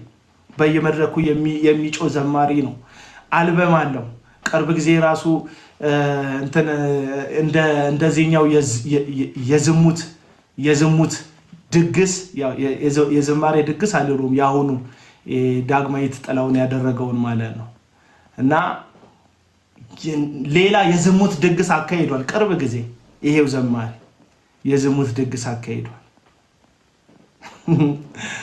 እና ፍርድ ቤት ያለኝ ይሄ ነው ገቢ የለኝም ምናምን ብሏል። ከዛ ፍርድ ቤት ወጪ ገቢውን አየ። በሚሊዮን የሚቆጠር ገንዘብ በቴሌ ብሩ ላይ እንደተንቀሳቀሰ ከደረሱበት በኋላ ዳኛው በወር 18000 ብር ተቆራጭ እንዲያደርግላት ወሰኑባት። አለቀ። ወሰኑበት። ይሄ ከተማችን መሀል ላይ የሚደረግ ጻድቅ የሚጫወቱ ጨዋ የሚጫወቱ ክሩሴድ የሚያደርጉ ሰዎች ነው። ሁለት ጊዜ ምናምን ልኮላ ደወለችልኝ። ከሁለት ዙር በኋላ ለመላክ እምቢ ይላል አለች። እኔ በቃ አየሽ፣ ቢያንስ ፍርድ ቤት ፈረደልሽ፣ እግዚአብሔር ፈረደልሽ በዳኛው በኩል ቢያንስ እምቢ ሲልሽ ነይና ምንም አንልም፣ አብረን ፎቶ ተነስተን እኔ አንቺ ያቺ የተወደደች ልጅሽ አብረን ተነስተን ፎቶ እንለቃለን። በቃ ከኔ ጋር ሳይሽ ያስገባል። ወሩ እንደደረሰ ያውቃል። በወር አንድ ጊዜ አብሬሽ ፎቶ እነሳለሁ አልኳት። በቃ ምንም ሌላ ማድረግ አይቻልም። ምንም ሳትል አብረ ፎቶ ትነሳለህ። መጽሐፍ ቅዱስ ኃጢአተኛ ኃጢአቱ ያሳደዋል ይላል። አሁን ልቡ እየመታ ነው ሰውየው። ላይቭ ላይ ይሄኔ ይኖራል። አንድ መዝሙር ልጋብዛችሁና ወደሚቀጥለው ሀሳብ እንሄዳለን። አንድም ደግሞ ከተማችን ውስጥ ሌላ እንዲሁ ዘማሪ ፍርድ ቤት ያለ ዘማሪ አለ። ስለሱ ደግሞ ነግራቸዋለሁ።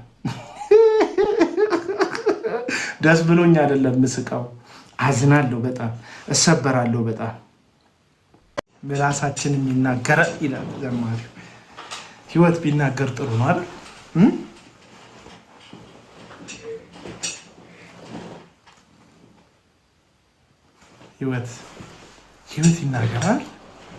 ህይወት ይናገራል። ማሳጅ ቤት የምትውሉ ተደብቃችሁ የምትሴስኑ ይህ ወደዛ ሳይሆን እንዳጠቃላይ ሁላችን በየራሳችን በገንዘብ ፍቅር የተያዘን፣ በኃጢአት ፍቅር የተያዘን፣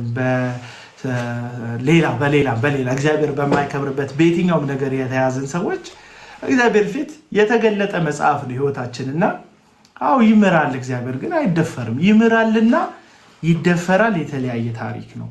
እና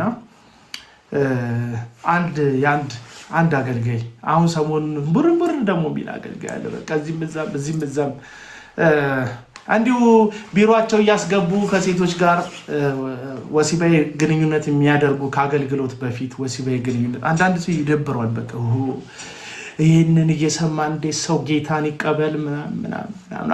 ሆልዶን የሚያድነው እግዚአብሔር ነው። አንተ አይደለም የምታድነው። ስሙን ኦልሬዲ ያሰድበከዋል።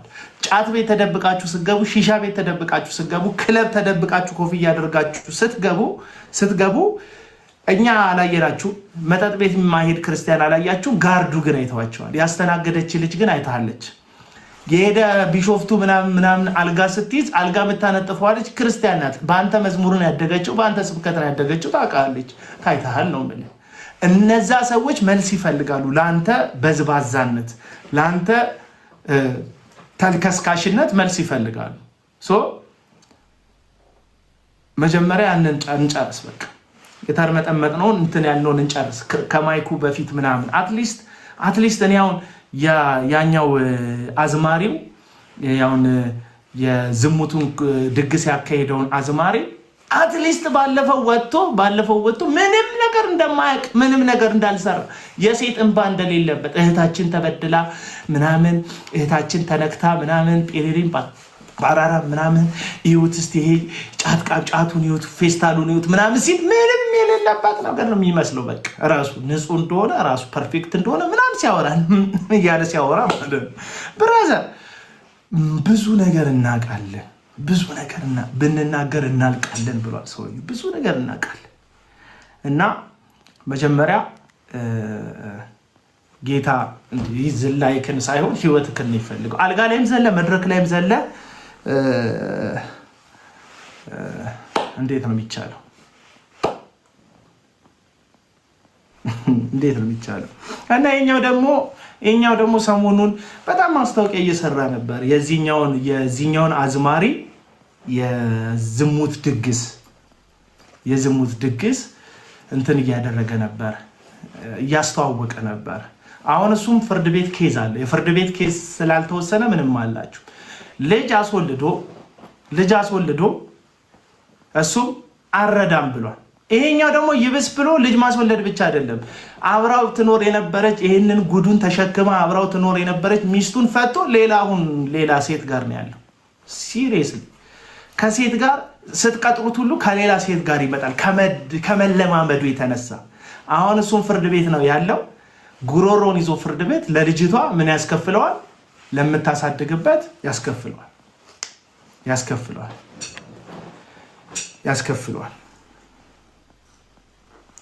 ትከፍላለህ ስልህ ትከፍላለህ።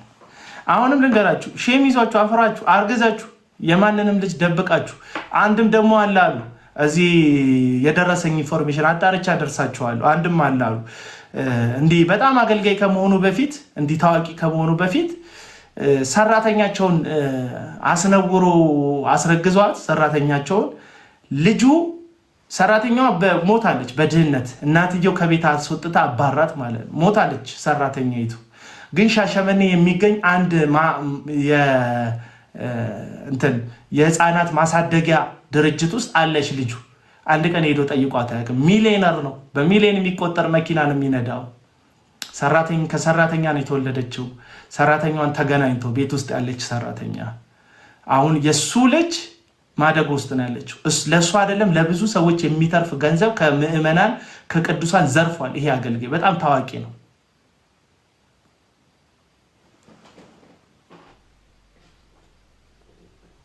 በጣም ታዋቂ ነው።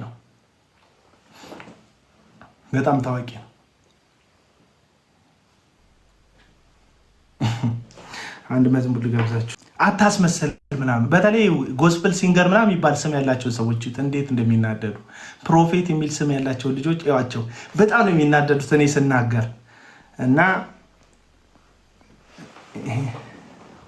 ያው እዚህ ዩቲዩብ ላይ ላይቭ ላይ ያለው የኔ ግን አይደለም። እሱ ማስተላለፍ መብቱ ነው። መልእክቴን ላልደረሰበት አካል እያደረሰ ስለሆነ ቅሬታ የለኝም። የድግሱ ዓላማውማ ታፉዬ የድግሱ ዓላማ ምን መሰለሽ? የመዝሙር ኮንሰርት የድግሱ ዓላማ አጭር ነው። የድግሱ ዓላማ አጭርና ግልጽ ነው። የድግሱ ዓላማ ብዙ ዓመታት ከተማን ወደው ዓለምን ወደው ዴማስ ይህንን ዓለም ወደው ከኔ ተለይቶ ሄዷል እንዳለ ጳውሎስ የዚህን ዓለም ክብር ወደው አንዳንዶቹ አሜሪካ ሲገቡ ሊያገለግሉ እኮ ነው የገቡት። በአሜሪካ ውበት ተነድፈው፣ አንዳንዶቹ አውሮፓ ሲገቡ በአውሮፓ ውበት ተነድፈው በክፍያው ተነድፈው እዛው ገንዘብ ፈልገው ቀርተዋል። ኡበር ነው የሚነዱት። አንዳንዶቹ የሆነ ነገር፣ አንዳንዶቹ የዞር ያገለግላሉ ምናምን በተለያየ ስራ ተጠምደዋል። አንዳንዶቹ ሄደው ዲያስፖራ እዛው አግብተው በቃ ቤት ውስጥ ልጅ ማሳደግ ውስጥ ምናምን የገቡም ዘማሪዎች አሉ። ስለ ግል ህይወታቸው ስለነሱ አይመለከተኝም። ይሄም የዝሙት ድግስ አዘጋጁ እንደዚሁ ነው። በመረሳት መቃብር ውስጥ ተረስተው ላለመቅረት ኮንሰርት በሚሉት ዲጅኖ ከተረሱበት መቃብር ውስጥ ራሳቸውን ፈንቅለው ለማውጣት ነው እንጂ ለእግዚአብሔር ክብር የተደረገ አይደለም።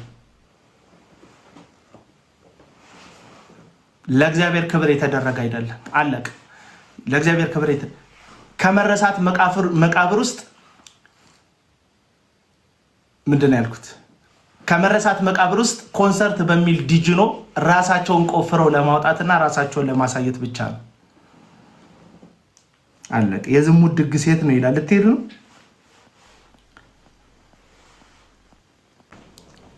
ዘጸአት። እኔም እኮ ያልኩሽ ይሄንን ነው። ልክ ለኔ ሚስት እንዳዘንሽላት በመተባበር ደግሞ ለተከዱት፣ በዘማሪ ለተከዱት፣ በሰባኪ ለተከዱት፣ ለተደረበባቸው ለነዛ ምስኪን ሚስቶች አስቢ ነው እያልኩ ያለሁት። ደስ ይላል ለኔ ሚስት ማሰብሽ። እኔም ነገ ሚስቴን ሳሳዝናት ለሚስቴ ተደረቡላት። እሺ እኔም ነገ ሚስቴን ስደብራት፣ ነገ አቢውስ ሳደርጋት፣ ነገ ሳስቀይማት ለእኔ ሳይሆን ለሚስቴ ተደረቡላት። እሺ ወዳጆች፣ ለሚስቴ ተደረቡላት። ግድ የላችሁ ተደረቡላት። አገልጋይ ነኝ ብዬ አውቄ ነው ፖስት ያደረኩት። ማለት እንደዚህ አንዳንድ ያስፈልጋችሁ። በጣም ሩቅ ዘመን ሽምግልና ተልኮ እግዚአብሔር የሰውየውን ልብ አራራለት። ከተማ መጣና የተቀበሉት በጣም ባደገኛ ጀብድ ንጉስ እንደሚቀበሉ ሄደው ነው በመኪና አጀብ ቪኤቱ ምኑ ተሰልፎ ነው የተቀበለው ሰውየው። ከእንትን ሲመጣ ከኤርፖርት ሲመጣ ማለት ከሸሸበት ሲመጣ እና በዚህን ያክል ደረጃ ነው ኃጢአትን፣ ነውርን፣ አመፅን በፕሮቴስታንት ቤት ፕሮሞት እያደረግን ያለ ነው። ምንም እንደሌለው ኃጢአት የሌለበት ይውገራት ምናምን ይላል፣ ይጠቅሳል። ኃጢአት የሌለበት ይውገራት ኢየሱስ ክርስቶስ ነው ያለው። ኃጢአት የሌለበት ይውገራት ያለው ግን ኢየሱስ ክርስቶስ ቀጥሎ ማለት ልጄ ሆይ ዳግም ኃጢአትን አትስሪ አላት። ደግመሽ ኃጢአትን አትስሪ ለማለት ነው ኢየሱስ ድንጋይ ያለው ኃጢአት የሌለበት ግን ድንጋይ ያለው የመጀመሪያውን ይወርውር አላቸው። እነሱ መወርወር አይችሉም። መፍረድ የሚችለው ግን እዛ ጋር ሆኖ ደግመሽ ኃጢአት አትስሪ። አሁን ስለተደጋገመ ኃጢአት ነው እያወራን ያለ ነው። አንድ ጊዜ ስለተያዘ፣ አንድ ጊዜ ስለበደለ፣ አንድ ጊዜ ስለተሳሳተ ሰዎች እያወራን አይደለንም። ደጋግሞ ስለሚዘሙቱ፣ በርኩሰት ስለሚኖሩ፣ ሴሰኝነት ማንነታቸው ስለሆነ አቁሙ፣ በቃ አቁሙ። ማገልገልና ሴሰኝነት አንድ ላይ አይሄድም። ችግሩ ደግሞ በአገልግሎት ስምና በአገልግሎት ሂሳብ ነው ነገሩን የምታደርጉት። አለቀ። ይሄ ነው እያልኳቸው ያለሁት። የእግዚአብሔር ምሕረት የኃጢአት መደበቂያ አይደለም። እህቶቻችን አለቁ ነው የምላችሁ። እና ሀይ ምናምን የሚል መልእክት ከአንድ ጎረምሳ ዘማሪ ነኝ ከሚል ሰው ከደረሳችሁ ለምን ሀይ አለኝ በሉ። ዘማሪ ነሽ አይደለሽም? ምን ኪቦርድ ተጫዋች ነሽ አይደለሽም? ስቱዲዮ አለሽ አይደለሽም? ጋዜጠኛ ነሽ አይደለሽም? ምንም ካልሆንሽ ሀይ ለምንድን ነው የሚልሽ? ሰሞኑን የለቀቅሽው ቆንጆ ፎቶ አለ፣ ወገብሽን የሚያሳይ መቀመጫሽን የሚያሳይ እሱን አይተው ነው ሀይ ያሉሽ። በቃ ሀዩን አትመልሽ ሲሰር እየነቃሽ። አሁንም በዚህ አጋጣሚ የምነግራችሁ እዚህ ውስጥ ያላችሁ ሴቶች፣ በእንደዚህ በሚታወቁ አገልጋዮች በደል የደረሰባችሁ ሰሚያታችሁ ማስፈራሪያ ደርሳችሁ፣ አንዳንዶቹ ሁለተኛ እዚህ ሀገር እንዳትገቡ ተብለው ካናዳና አሜሪካ የተላኩ ሰዎች አሉ። እና አንዳንዶቹ በጣም ባለጸጎቹ እንደዛ ነው የሚያደርጉት። በነገራችን ላይ ምን ያደርጋሉ? እንትን ይልካሉ፣ ውጭ ሀገር ቪዛ ምናምን ገዝተው ስሜን እንዳታጠፊ ምናምን እንዳትይ ከዚህ ሀገር ውጭ፣ ከዚህ ሀገር ትወጣለች። የኛ ፕሮቴስታንት ሴቶች ደግሞ ቢደክሙም ጌታን ይወዳሉ። እውነቴን ልንገራችሁ፣ በጣም ቢደክሙም ጌታን ይወዳሉ። እንዳሳታቸው ያንን ደግሞ በሌላች ሴቶች ላይ ሁሉ እንደሚያደርጉ አገልጋዮቹ እያወቁ አገልጋዮቹን ማስጣት አይፈልጉ። ለምን? ጌታ ይሰደባል፣ ወንጌል ይሰደባል ብለው ስለሚያስቡ ነው። ከወንጌል በላይ ያንን ማድረግ ማሰደብ አለ። ያንን ድርጊት ማድረግ ከዛ በላይ ወንጌልን ማሰደብ አለ። ወንጌልን ማሰደብ ማለት ያንን ድርጊት ማድረግ ማለት አይደለም። ሲወራ ነው የሚሰደበው ወንጌል።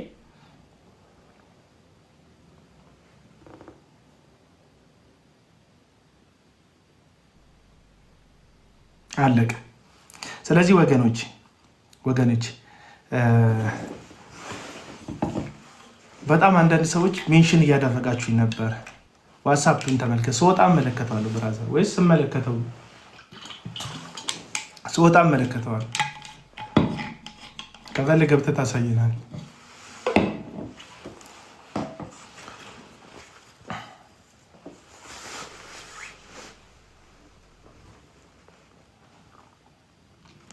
ብለስድ ቴንክ ዩ ተባረኪ። ቁጥር ጠቅሳችሁ የሰው መብዛት ጠቅሳችሁ በጣም ስትለፈልፉ የነበራችሁ ሰዎች ናችሁ።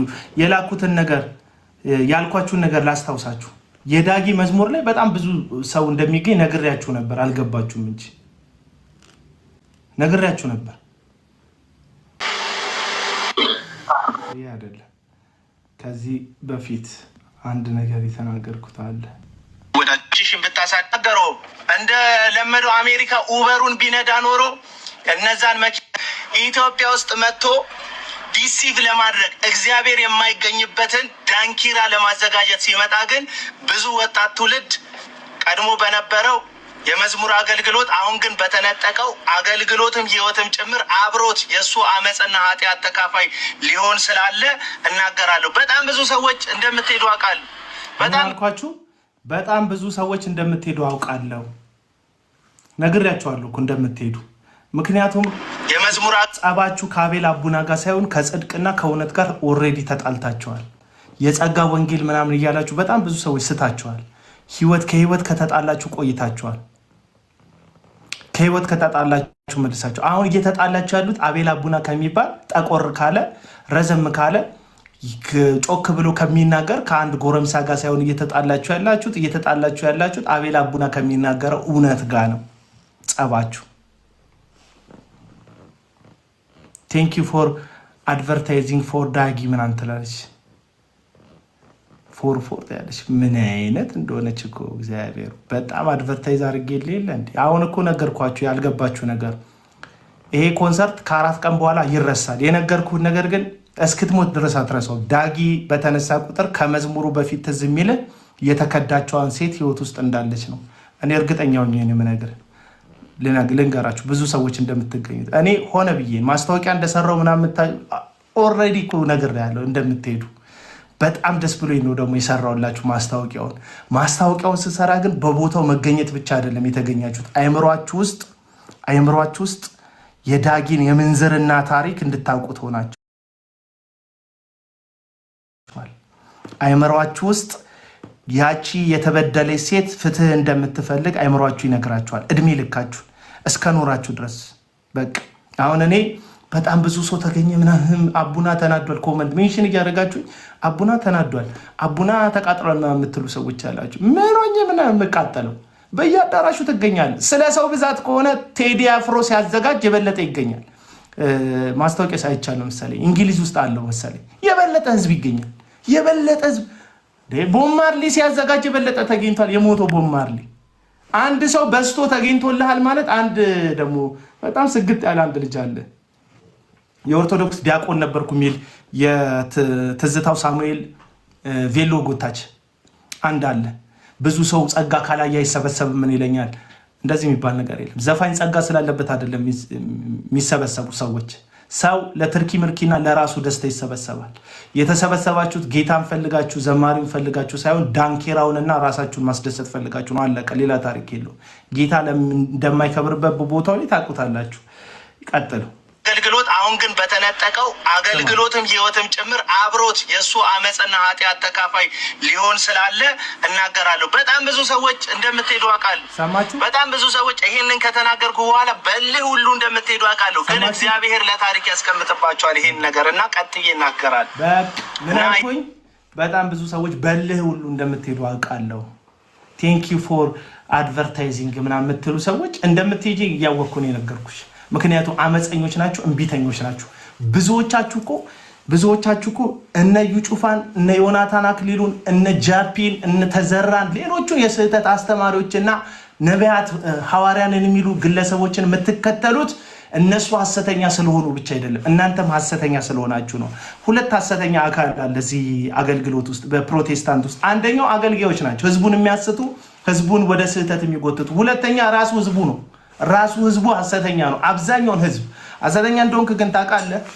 ወጠረ በቃ አንዳንዱ ሰው ባለፈው ፖስቼላችሁ ነበር። እናትን ዲቱን ምናምን እያለ የሚሳደብ ለየዩ ጩፋ ጉዳይ አሳስቡት። አንድ ቀን ሰላም ብሎ ታያቅም፣ አንድ ቀን ሻይ ቡና ጋብዞ ታያቅም፣ አንድ ቀን በአካል ተገናኝተው አያውቁም። ግን እናትን ዲቱን ባገኘ ቤንዚን አርከፈክፍብሃለሁ የሚል ለማን? ለዩ ጩፋ ብሎ። ይሄ ሰውዬ ምንድን ነው ያቃጠለው? እዩ ጩፋ ሲነካ ለምንድን ነው ውስጡ የሚቆጣው የሚነዝረው? ዮናታን አክሊሉ ሲባል ለምንድን ነው ነርቨስ የሚሆኑ ሰዎቹ ስትል፣ እነዚህ ሰዎች ራሳቸው ሐሰተኛ ስለሆኑ ነው። አለቀ። ሐሰተኛ ሰው። ለዚህ ነው መጽሐፍ ቅዱስ ሲናገር እነዚህ ሰዎች ምን ይላል? ጆሮቻቸውን የሚኮረኩር ሐሰተኞችን ምን ይላሉ? ወይም ሐሰተኛ አስተማሪዎችን ያከማቻሉ ለራሳቸው። ምናቸውን የሚኮረኩር? ጆሮቻቸውን የሚኮረኩር ምኞቶቻቸውን የሚሰብካቸውን ሰው ማለት ነው። ሐሰተኛ ምዕመን አለ። በቃ እዛ ነው። እውነተኛውን ትምህርት የማይታገሱበት ዘመን ይመጣል። ማን ያለው? ጳውሎስ። ለማን? ለጢሞቴዎስ። ከዛስ ጆሮቻቸውን የሚኮረኩር እንደምኞታቸው የሚሰብካቸውን አስተማሪ ያከማቻሉ።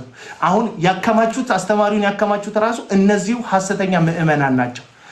ስለመለመሉት ሐሰተኛውን ሰባኪ አስተማሪ ነብይ ነኝ ባይ ስለመለመሉት ሲነካሱ እንደ አውሬ ያደርጋቸዋል። ምክንያቱም ሐሰታቸውን ፊድ ያደርገዋል፣ ፍላጎታቸውን ይሰብካቸዋል፣ ምኞቶቻቸውን ይሰብካቸዋል። ውጪ መሄድ ነው የምትፈልገው፣ በሩ ተከፈተ ይላቸዋል። ትዳር ነው የምትፈልገው፣ ቆንጆ ሚስት ወረደችን ይለዋል። ሀብት ነው የምትፈልገው፣ ሀብት መጣ ይሉታል። ድንገታዊ ገንዘብ ይገባልሃል ምናምን ይሉታል። ፍላጎቱን ምኞቱን አየር ላይ ያለ ነገር የእግዚአብሔርን ስለማይፈልግ የዓለምን ይነግሩታል። ስለ መኪና ይሰብኩታል፣ ስለ ትዳር ይሰብኩታል፣ ስለዚህ ዓለም ወርቅና ብር ይሰብኩታል፣ ስለ ልብስ ይሰብኩታል። አለቅ ምኞትህን ትሰበካል። ስለዚህ አንተ ሐሰተኛ ምዕመን እኔ ተናገርኩ አልተናገርኩ ሄደክ መዝለልክ አይቀርም። ሲጀመር አልሰበክም ማይካል ያስከም እንጂ አንተ ራስህ ሐሰተኛ ስለሆንክ ማለት ነው። እውነተኛ ሰዎች እውነትን ይፈልጋሉ። በዚህ መካከል ለማን ነው ታዲያ የምትጮኸው? ሐሰተኛ ምዕመን እንዳለ እያወቅህ ለማን ነው የምትጮኸው ካላችሁ በመካከል ላይ እውነት መስሏችሁ የተጠለፉ ጽድቅን የሚፈልጉ የእግዚአብሔር ልጆች በመካከል ውስጥ ስላሉ ነው። እነዛን ጥቂት ሰዎች ስለመታደግ ነው እንጂ እኔ እንደ እዩ ጩፋ በሺ የሚቆጠር የልብ ቅርጽ የሚሰጠኝ ሰው ኤክስፔክት አላደርግም። እዚህ ውስጥ አሁን መታችሁ ብዙ አፍቃሪ እንዲኖረኝ ኤክስፔክት አላደርግም። ምክንያቱም እውነት በዘመናት መካከል ብዙ ተከታይ ኖሮት አያውቅም፣ ብዙ አጨብጫቢ ኖሮት አያውቅም። ራሱ እውነት የሆነው ክርስቶስን ጭምር ማለት ነው። 120 ሰዎች ነው አብረውት የነበሩ 120 የሚያክሉ ሰዎች። እነዛም ሰዎች መስቀል አካባቢ ላይ ሁሉም ጥለውት ሄደዋል፣ ሁሉም ጠፍተዋል። ለዚህ ነው በጣም ብዙ ሐሰተኛ ነቢያትን የሚከተሉ ሰዎች ብዙ ነገር ከገንዘብ ጋር ነው የሚያያይዙብክ። ጊፍት እንዲሰጥ ብሎ ነው፣ ለብር ብለ ነው፣ ልጅህን ለማሳደግ ሚስትህን ለመጡረተኛ ሆነ ነው፣ ለምን ብለ ነው። ዩቲዩብ የነሱ ሐሰተኞች ዩቲዩብ ሲከፍቱ ጌታን ለመናገር ይመስላቸዋል። ኖ ብራዛ እንደዛ ዩቲዩብ ብከፍት ለገንዘብ ብለ ነው። ብትለብስ እንዳማረብክ አይሰማቸው፣ ብትወፍር በሰው ገንዘብ እንደተዝረጠረጥክ ነው የሚመስላቸው። ሐሰተኛው ግን ቢወፍር አያገባቸው፣ ራቁቱን ቢሄድ አይመለከታቸው፣ የእግዚአብሔርን ቢሳደብ አይመለከታቸው። ሁሌ ከሱ ጎን ናቸው። አንድም ቀን ከእግዚአብሔር ቃል ጎን ሲሆኑ አታያቸውም። አለቅ አንድም ቀን ከጌታ ጋር አይወግኑ የሐሰተኛ ምዕመናን ማለት አንድም ቀን ከእውነት ጋር አይቆሙ። እኔ ሕዝቅኤል ነኝ እኔ ፀሐይ ነኝ ብሎ ይሰብካቸው ራሱ አሜን ነው የሚሉት። ሐሰተኛ ምዕመን እንደዚህ ነው ባህሪያቸው። እኔ ፀሐይ ነኝ አሜን፣ እኔ ሕዝቅኤል ነኝ አሜን፣ እኔ ዳንኤል ነኝ አሜን። አንድ ቀን እኔ ኢየሱስ ነኝ ሲል ልክ ነህ ነው የሚሉት። ምክንያቱም ፍላጎታቸውን ይሰብካቸዋል። አለቀ በቃ። በዚህ መካከል ላይ ደግሞ አንድ ፀጉሩን ያስተከለ አይምሮ የተነካ እዚህ ሶሻል ሚዲያ ላይ 10 ዓመት ያለፈው ተናግሮ አዳሪ ደግሞ አንዳለ ምናል አቡና የሚናገራቸው ሰዎች ሁሌ የተሳካላቸው ናለ። ለሱ ስኬት ማለት መኪና መንዳት፣ ሀብት ማካበት፣ የሆነ ትልልቅ ልብስ መልበስ አይነት ነው የሱ ስኬት፣ በሱ መመዘኛ ስኬት። እና አቡና የሚናገራቸው ሰዎች ስኬታማ ናቸው ይላል። አዎ ስኬታማ ናቸው በአንተ መመዘኛ። በእግዚአብሔር ቃል እውነት ግን ከእግዚአብሔር ጋር የተጣሉ ሰዎች ናቸው። አለቅ የዚህ ዓለም ሰዎች ስለሆኑ ይሄ ዓለም ምን ይሰጣቸዋል? ሀብቱን ይሰጣቸዋል፣ ለነሱ ይሰጣቸዋል። ለጻድቅ በጽድቅ ለሚኖር በእውነት ለሚኖር ሰው ነው እንጂ የዚች ዓለም ክፋት እንጂ ለዚህ ዓለም ለሚመች ለማምታታት ለሚመች ፖለቲካ ስራ ሲሉት ፖለቲካ ፕሮፓጋንዳ ለሚሰራ ልክ እንደ እዩ ጩፋ አይነት ሰው ወንጌል መስበክ ሲገባ የወለጋ ህዝብ እንደዚህ ነው የወለጋ ህዝብ እንደዚህ ነው ብሎ የወለጋን ህዝብ ለመስበክ የተላከ ይመስል ኢየሱስን ሊሰብክ ነው ብላችሁ ስትጠብቀው ወለጋነትን የሚሰብክ ማለት ነው። እንዲህ ናቸው በቃ እንደዚህ ናቸው። እንዲህ ናቸው። ፕሮፓጋንዳ ይሰብካል፣ ስለ ሀብት ይሰብካል፣ ስለ ንብረት ጠላቶቼ ምናምን እግራቸው እጃቸው ተቆረጠ ይላል፣ መፈክር ይሰብካል። አለቀ። ሌላ ምንም ነገር የለም። እና የዮናታን አክሊሉን የቪኤት ስኬት አይቶት ብራዘር እግዚአብሔርን ለገበያ ስላለዋልን ነው እንጂ ዓለም ያልተቀበለችን እንጂ እግዚአብሔርን ለጨረታ ብናውለው ከነሱ የሚያንስ አንደበትም ከነሱ የሚያንስ ብልጣብልጥነትም የለንም። ገባ? አናንስም ከነሱ። የከተማ ልጅ በመሆን የአዲስ አበባ ውሃ ጠጥተን ያደግንን እኛን ለከተማው የምንቀርበው አንተ ከምትከተላቸው ሐሰተኛ ጠንቁሎ አዳሪዎች የበለጠ አለቀ። የእግዚአብሔርን ነገር በሞኝነት ተቀብለን ለበጉ በግ ሆነንለት ነው እንጂ ትናንትና የነበርንበትን ጨለማ ሙድ ብንጫወት ገንዘብ ለማግኘት ከዚህ የተሻለ እኮ ለነሱ መሽለጥለጥ ነው የሚያዋጣው። ልክ እንደ አንዱ እንዳልካቸው ዘነበ ምናምን እንደሚባል ለሐሰተኛ ሁሉ የሚፈስ ያው ዝናብ ከሰማይ ቢወርድም መጨረሻው ግን እግር ውስጥና ትቦ ውስጥ ነው። ታውቃላችሁ፣ ዝናብ ሰማይ ነው መነሻው፣ መድረሻው ግን እግር ላይ ነው። ከእግር በታች ነው፣ ከመሬት ውስጥ ነው፣ ሐይቅ ውስጥ፣ ባህር ውስጥ ነው የዝናብ መጨረሻው። ከሰማይ የወረዱ የሚመስሉ ግን መሬት ላይ የሆኑ ሰዎች አሉ። ማስመሰል መኪና እንድትገዛ ያደርጋል። አስመሳይነት መድረክ እንድታገኝ ያደርጋል። አንዳንድ አስመሳዮች አንድ መላጣ ከኦርቶዶክስ ወጣው የሚል አገልጋይ ነበረ። በስመ አብ ቀንና ሌሊት እኔ ዮናታን ጋር ነበርኩ የዛን ጊዜ። ቀንና ሌሊት ነው ዮናታንን የሚከተክትልኝ። አብሮት ግን መጽሐፍ ምረቃ ላይ አለ። መጽሐፍ ሲያስመርቀው አየሁ። አብሮት ግን ዮንዬ ምናምን እያለ ሲናገር ሰሙት። እንደዚህ በማስመሰል ውስጥ መኖር ውስጥ ምንም ችግር የለም። ዮናታን ነው ሰው ያደረገ ይላል። ማንንም ሰው አያደርግም። እግዚአብሔር ነው ሰው የሚያደርገው። ብራዘር ዮናታን ማን ነው? ዮናታንን የድሮ ፎቶችንን የእሱም እኔማ መዳም ነበር። እሱ እኔና መሰሎችን አሻሽጦ ሀብት አገኘ። እኛም ደግሞ እዛ በተሻሻጥ ነው ሰዎች ባወቁን ምናምን ሱሳችንን ስንተው ወዛችን ተመለሰ። እሱም በእኛ ወዛ አገኘ፣ እኛም በሱ ወዛ ተቀያይረን ነው። እኛም ለሱ ሰጠን፣ እሱም ለኛ ሰጠን። አለቀ። በነፃ የሰጠን ማንም የለም እዚህ ምድር ላይ። በነፃ የሰጠን እግዚአብሔር ነው። አየሩን ብትል ዘመኑን ብትል በነፃ የሰጠን እግዚአብሔር ነው። ሳንሰጠው የሰጠን ማንም የለም። ብራዘር ማርሲል ላይ ያየኸኝ እኮ ይሄ ልጅ ማንም ሰው አያውቀውም እወቁልኝ ብሎ እኮ ዮናታን ሊያስተዋውቀኝ እኮ አይደለም ያየኸው። ዮናታን ራሱን ሊያስተዋውቅ ነው እኔን ያሳየኝ። ይኸው ይሄ ልጅ ተለወጠ። በማን? በእኔ። ይሄ ልጅ ቀየርኩት። ማን? እኔ። ስለዚህ ነገና ከነገ ወዲያ ወላጆች ልጆቻችሁን አምጡ። ይሄ ልጅ ከተቀየረማ የኔም ልጅ ይቀየራል። ስለዚህ ይሄን አገልግሎት መርዳት አለብኝ። ውጭ ያሉ ሰዎች ዶላር ይልካሉ፣ አረብ ሀገር ያሉ ሰዎች ይልካሉ፣ አሜሪካ ያለ ይልካል፣ የሆነ ቦታ ያለ ይልካል። ያ ገንዘብ የመጣው እኔና መሰሎቼ ዩቲዩብ ላይ እና ቴሌቪዥን ላይ ተሽጠን ነው እያልኩ ነው። ዝም ብለህ ዮናታን የሚባል ሰው አታውቅ። 2010 የመጀመሪያ ከሱስ ተለውጫለሁ የሚል ምስክርነት የኔ ነው። እኔ ከሱስ ተለውጫለሁ ባልል ኖሮ እነዛ ሁሉ ሰዎች ተለውጠናል ብለው አይመጡም ነበር ሚዲያ ላይ። አሁን የምታያቸው ሱሰኛ ጋንጃ አጨስ ነበር ምናምን የሚለው እኔ ከተናገርኩ በኋላ የተናገሩ ነው። እኔ ማንንም አይቼ አይደለም የተናገርኩት። በቃ እኔ ራሴ የተናገርኩት ደግሞ አውቀዋለሁ ማንነቴ። እኔ ላወራሁት ነገር በጣም ታማኝ ለመሆን የምጋደል ሰው ነኝ በተፈጥሮ። ስለዚህ በዓለም አደባባይ ፊት ሱሴን ምንን እናዘዛለሁ፣ ኃጢአቴን ህዝብ ፊት እናዘዛለሁ። ከዛ በኋላ ለዛ ለተናገርኩት ነገር ታምኜ እኖራለሁ አልኩ። ስቲል እስካሁን ያው ታምኜ እኖራለሁ። ይከሱኛል ሰዎች፣ እግዚአብሔር ይመስገን ወደ ኋላ ተመልሼ አላውቅም በህይወቴ። ለዛ ነው ምንም አግኝተህብኝ ማታውቅ።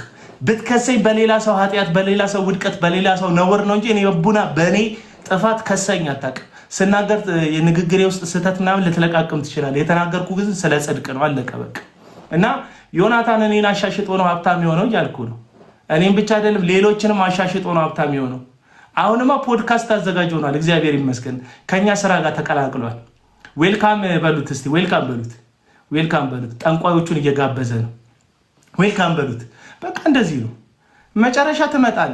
አቡና ፖድካስት ያዘጋጃል፣ ትመጣል። አሁን ደግሞ ሌላ ነገር ቱር አዘጋጃለሁ፣ አንተም ቱር ብለህ ትመጣል። እቺ ባለፈው ዌልካም በሉልኝ ማይኳን ምናምን አድርጎ አይታችኋል። ማይኳን ምናምን በነገራችን ላይ በዚህ አጋጣሚ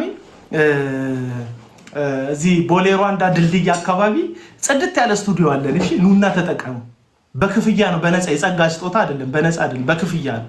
እናከራያለን ስቱዲዮ። እሺ ስቱዲዮ በተመጣጣኝ ይሄንን ፕሮግራም መስታወቂያ አይቼን የመጣሁት የምትሉ ሰዎች ፖድካስት ማዘጋጀት፣ ልዩ ፕሮግራም ማዘጋጀት የምትፈልጉ ከሆነ የሶሻል ሚዲያ ማኔጅመንት የምትፈልጉ ሶሻል ሚዲያ ማኔጅመንት እንድናደርግላችሁ ድርጅት ኖሯችሁ እውነትን የምትወዱ ሰዎች ድርጅት ኖሯችሁ ካላችሁ ድርጅቶቻችሁን እንድንቀርጽላችሁ የቪዲዮ ስራ፣ ቀረጻ ስራ፣ የኤዲቲንግ ስራ፣ ማስታወቂያ ስራ እንድንሰራላችሁ የምትፈልጉ ሰዎች ኑ። እንደዚህ ነው በቃ። ይሄ ገበያ ስራ ነው። አሁን ይሄንን ጸልዬ አይደለም እሰራለሁ፣ ቀርጬ ነው እሰራለሁ፣ ኤዲት አስደርጌ ነው እሰራለሁ። ስቱዲዮ ከመጣ ስቱዲዮ ባክግራውንድ አዘጋጅቼልህ፣ ካሜራ አዘጋጅቼልህ፣ ማይኮችን አዘጋጅቻለሁ፣ ኤዲተር አዘጋጅቼልህ እንደምትፈልገው መተክ ማስታወቂያ እየሰራውልህ ነው። በቃ ምንድነው የገቢ ምንጭ የምትሉኝ ሰዎች፣ የገቢ ምንጭ እዚህ እንትን ነው፣ ውሃ ምንጭ ነው። በቃ በጣም አንዳንድ ሰዎች ይጨንቃቸው፣ ምን እየሰራ ነው ግን ብትኖረው ምናምን ይሉኝ። እግዚአብሔር ይመስገን ይኸው ትዝ ይላችኋል አንድ ቀን ይቅርብኛል፣ ልናገረው ይቅርብኝ። ፖድካስት መስራት የምትፈልጉ ዩቲዩብ መጀመር ፈልጋችሁ የት ልቀረጽ ምናምን ብላችሁ ያሰባችሁ ሰዎች ቸግረዋል። በቃ ይላል እየሰራው ነው እያልኩ እኮ ነው። እንደ አንድ ኢትዮጵያዊ አገሪቷ ራሱ ቸግሯታል፣ እንኳን አቤል ቀርቶ ማለት ነው። ግን ቸግሮኛል ብዬ ስለምን አይተኝ አታውቅም። አሁን ስራ ማስታወቂያ ነው እየሰራው ያለሁት እና መታችሁ መቅረጽ ትችላላችሁ ለማለት ነው። ይህንን ማስታወቂያ ያያችሁ ሰዎች አዲስ አበባ ውስጥ ሆኖ ቀረጻ የሚፈልግ ሰው ካለ ምን የሚፈልግ ሰው ካለ መጥቶ እንዲቀረጽ ማድረግ ትችላላችሁ። ኦርቶዶክሶች መታችሁ መቅረጽ ትችላላችሁ። ካቶሊኮች መታችሁ መቀረጽ ትችላላችሁ። እንትን ሃይማኖታዊ አይደለም፣ ቸርች አይደለም፣ ስቱዲዮ ነው። እሺ ወዳጆች፣ ስቱዲዮ ነው ወዳጆች። ፕሮቴስታንቶች መታችሁ መቀረጽ ትችላላችሁ። ያጎፈርክ ነብይ ነኝ ምናምን የምትልም ካለ ናና ተቀረጽ። ቀርጸ ከለቀቀው በኋላ ሀሳብ ሰጠበታለሁ። እኔም እዛው ስቱዲዮ ሌላ ባክግራውንድ ተጠቅሜ ሀሳብ ሰጠበታለሁ። ስራ ነው በሉና ጻፉልኝ እስቲ ወገኖች። ስራ ነው በሉ። ስራ ክቡር ነው በሉ። ስራ ክቡር ነው በሏቸው እስቲ። ነቢያት ፕሮፌት ነኝ ምናምን የምትሉ ሰዎች ኑና ተቀረጹ። እዛው ከቀረጽ ከቀባጠርክ በኋላ እሰራለሁ። ኦርቶዶክሶቹ መታችሁ ተቀረጹ። ማግባባኝ ትምህርት ካለ እኔም ጎረቤት ሌላ ባክግራውንድ ቀይሬ አንድ አይነት ባክግራውንድ ላይ እንዳልቃወማችሁ እኔም ሌላ ባክግራውንድ ቀይሬ ይሄ ነገር ከእግዚአብሔር ቃል አንጻር ልክ አይደለም ወገኖች ይላቸዋል። እናንተም ማለት ትችላላችሁ መታችሁ ይሄ ትምህርት ይሄ ፕሮቴስታንታዊ ትምህርት ልክ አይደለም ብላችሁ እንደ ባይብል ምናምን መቃወም ትችላላችሁ። ኤዲት ከፈለጋችሁ ኤዲት አደርግላችኋለሁ። ኤዲተር ስላለ ማለት ስቱዲዮ ኤዲተሮች ስላሉት ቁጭ ብላችሁ ኤዲት አስደርጋችሁ ምናምን ይሄን መዝሙር ክተትልን ምናምን ብላችሁ መስራት ስራ ስለሆነ ማለት ስራ ስለሆነ ስቱዲዮ በስማን ቦልድ ተብሎ በጸሎት የሚጀመር አይደለም። ስቱዲዮ ባክግራውንዱም ሃይማኖታዊ አይደለም። በቃ ስቱዲዮ የፎቶ ስቱዲዮ ሄደክ ትነሳለህ። እኔን ራሱ መዘልዘል ትችላለህ። እዛ ቤት ውስጥ መተክ እኔን መዘልዘል መብት ነው። ፐርሰናሊ መታተንካኝ እንጂ አቡና የሚባል ልጅ አለ ለምሳሌ ምንም ችግር የለም። ቀረጻውን አናስተጓጉልብህ።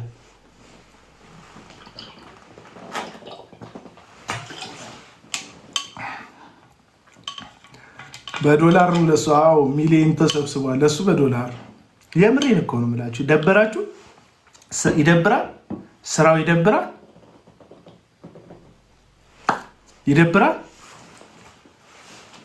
ወገኖች እስቲ ጻፉልኝ።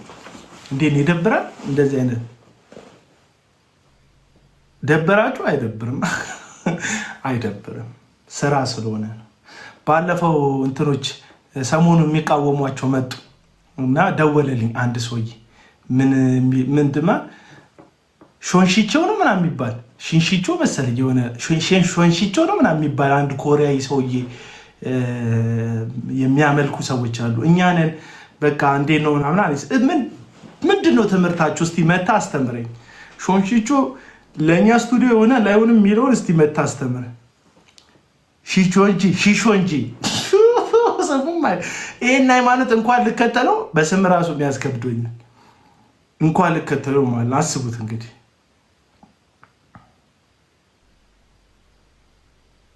ዘማሪ ዳጊ ቢመጣ ምንም ችግር የለውም። ምንም ችግር ማንም ሰው ይምጣ አልኳችሁ እኮ። ስቱዲዮ እኮ ክፍት ነው እኮ። ማንም ሰው መስተናገድ ይችላል። ናና ተስተናገድ። ሽንሾንጂዎች ደወሉልኝ ይላቸዋል። ስቱዲዮን እንጠቀምበት ብለው እናንተ ወንጌላውያን አማኞች እናንተ ሳትጠቀሙ ሽንሾንጂዎች እንጠቀም እያሉ ነው እና መታችሁ ተጠቀሙ ለማለት ነው።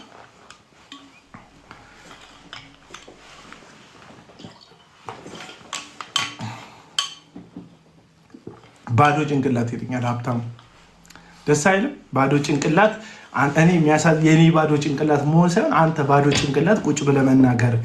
እኔ ቢሆን ባዶ ጭንቅላቶችን አልናገርም። ኦንሊ ጂሰሶችም መምጣት ትችላላችሁ። መታችሁ ተጠቀሙ። ስቱዲዮ ምንም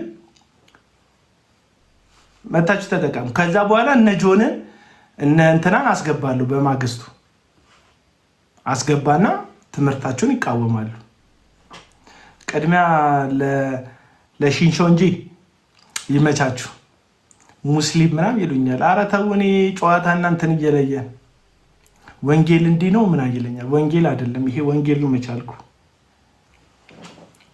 አቤል ጃባናው የምትለው ሰውዬ ጃን ጀ አድርጋት ባን በ አድርጎ ጀበናው ነው የሚባለው። ጀበናው ነው የሚባለው። እና ወዳችኋለሁ። ተባረኩ። ይሄን ያህል ከአጫወትኳችሁ ይበቃችኋል። ሰላም ነው።